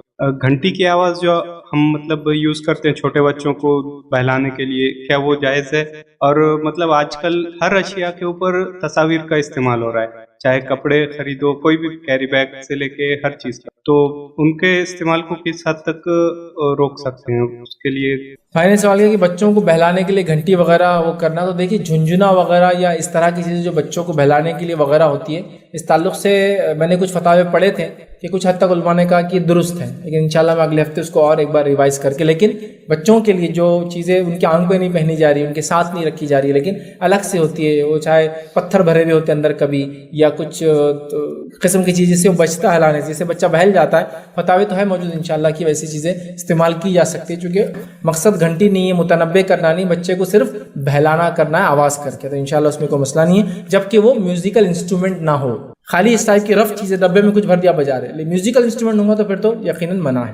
دوسرا بھائی کا سوال تھا ہر چیز پہ تصویر آتی ہے، یقیناً بہت ساری جگہ تصویروں سے بچنا محال ہے، بہت ساری چیزیں ہو نہیں سکتی، جیسا مثال کے طور پہ بچوں کے کپڑے لینے جائیے، بچوں کے لیے کچھ چیزیں لینے جائیے، آپ کو کچھ بھی بغیر تصویر کے نہیں ملیں گا، ٹھیک ہے، تو یہ آپ کی مجبوریاں، اور مجبوریوں میں پھر آپ یہ دیکھیں کہ وہ تصویر اصل چیز کی نہ ہوتے ہوئے، وہ تصویر اصل چیز کی نہ ہوتے ہوئے کارٹونک فارم میں ہوں تو پھر درست ہے، اس لیے کہ پھر وہ گڑیا گڈا اور وہ کھلونے کی شکل میں چلی جائیں گی، جیسا کہ ایک مثال کے طور پر ایک فین ہے، اس کو آنکھیں ہاتھ ہیں، ظاہر سے فین کوئی چیز نہیں ہے، اصل فین کوئی زندہ چیز نہیں ہے، فین کی کوئی تصویر نہیں ہوتی ہے، لیکن بچے کو اٹریکشن کی بنا دیا گیا، ٹیڈی بنا دیا گیا، چاہے وہ ٹیڈی کھیلنے کا ہو یا ٹیڈی کی تصویر، لیکن وہ ریئل نہیں ہے، ریئل بھالو نہیں بنا ہوا ہے، بھالو کے جیسا تھا موٹا چہرے والا ایک دم گبک گبک، سمجھے نا، جو ریئل نہ ہو، تو اس سے ہم استدلال کر سکتے ہیں کہ جو کھلونے ہیں وہ کھلونوں کی شکلیں اگر چھاپ دی جائے جو کہ اصل شکل میں نہیں انسانی فردی شکلوں میں ہیں تو بہرحال انشاءاللہ اس پہ درست ہے، لیکن یہ مجبوریاں ہیں کہ بچوں کے کپڑے،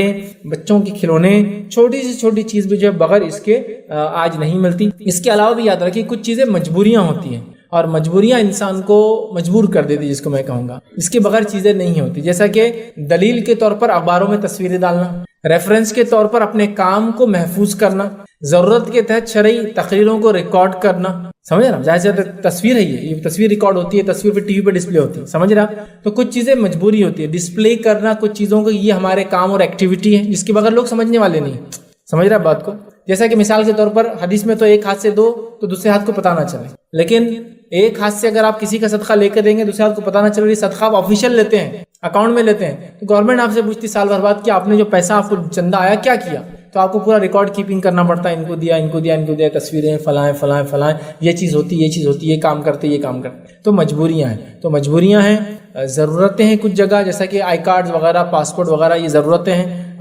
تصویریں کھینچنا، ریکارڈ کیپنگ کرنا یا دینی کاموں کو پھیلانے کے لیے کرنا، یہ مجبوریوں کی شکل ہے، تو بہرحال مجبوریاں وغیرہ الگ ہیں، تو لہٰذا بچوں کے چونکہ آتے نہیں ہیں، آپ دیکھیں کوشش کریں، اور اگر اس طرح سے مصنوعی کارٹونک فارم میں تو انشاءاللہ العزیز فتاوے تو موجود ہے کہ چل جائیں گے، بہرحال پھر بھی احتیاط کرنا زیادہ بہتر اور اچھا۔ السلام علیکم فیض بھائی، آپ نے پاگل کتوں کے بارے میں بتایا، میں نے کچھ کالے کتے کے بارے میں بھی سنا تھا، تو یہ کہاں تک بھائی نے سوال کیا کہ میں نے پاگل کتوں کے تعلق سے کہا کہ اس کو مارنے کا حکم دیا گیا تھا، میں نے کالے کتوں کے تعلق سے بھائی کہہ رہے سنا ہے، لیکن جو میں نے سنا وہ یہ ہے کہ ہر کالا کتا شیطان ہے، حدیث میں آتا الفاظ، تو صحابی نے کہا اللہ کے رسول صلی اللہ علیہ وسلم لال کتا، تو کہا لال کتا شیطان نہیں ہے، جو پورے کالے ہوتے کتے وہ شیطان ہیں۔ اب اس سے کیا مراد، کیا وہ شیطان ہے روپ لیے ہوئے؟ نہیں، اس سے مراد یہ ہے کہ جو علماء لکھتے ہیں شاید ان کے ساتھ شیطان زیادہ رہتا ہو کالے ہونے کی وجہ سے، یا جو بھی ایکس وائی زیڈ ریزن ہو، شاید ان سے زیادہ ہو، جیسا کہ اونٹ کے تعلق سے آپ نے فرمایا اونٹ شیطان سے ہے، اسی لیے، اور ایک حدیث میں ہر اونٹ کے ساتھ ایک شیطان رہتا ہے، حدیث میں الفاظ، اسی لیے اونٹوں کے بارے میں نماز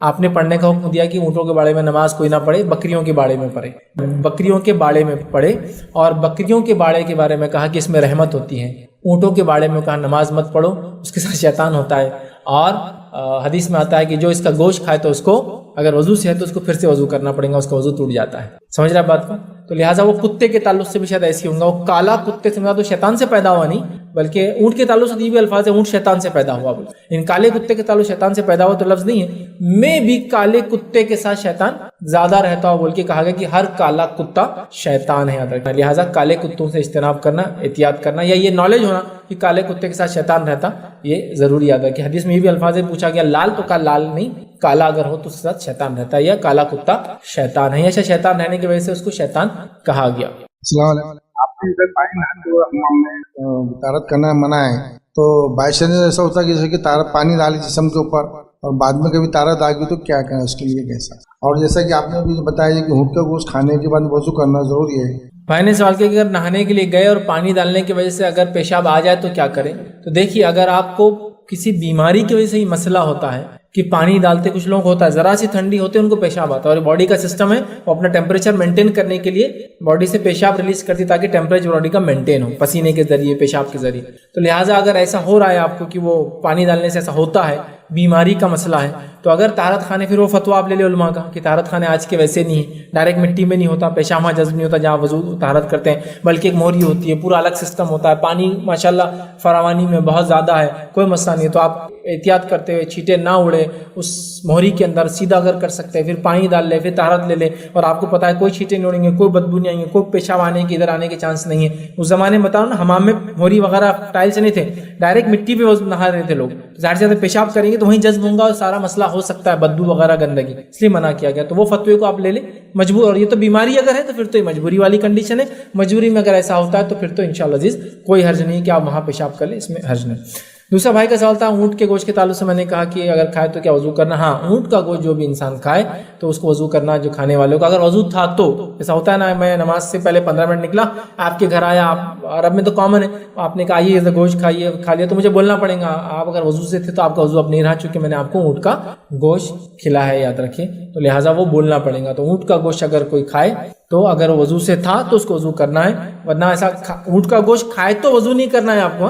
اونٹ کا گوشت اگر آپ نے کھایا اور آپ باوضو تھے تو آپ کو وضو کرنا ہے، مطلب آپ کا وضو ٹوٹ گیا، اب آپ کو اگر نماز پڑھنا ہے تو وضو کرنا پڑے گا، یاد رکھیں، ٹھیک ہے. تو اونٹ کے گوشت کے لیے حکم ہے، یہ تب بھی تھا اور آج بھی یاد رکھیں. تو جو بھی اونٹ کا گوشت کھائے اگر وہ باوضو ہے تو اس کو وضو نہیں رہے گا، اور اگر بے وضو تھا تو پھر تو کوئی مسئلہ ہی نہیں ہے، اس کو وضو تو کرنا ہی ہے اس کا، ٹھیک ہے.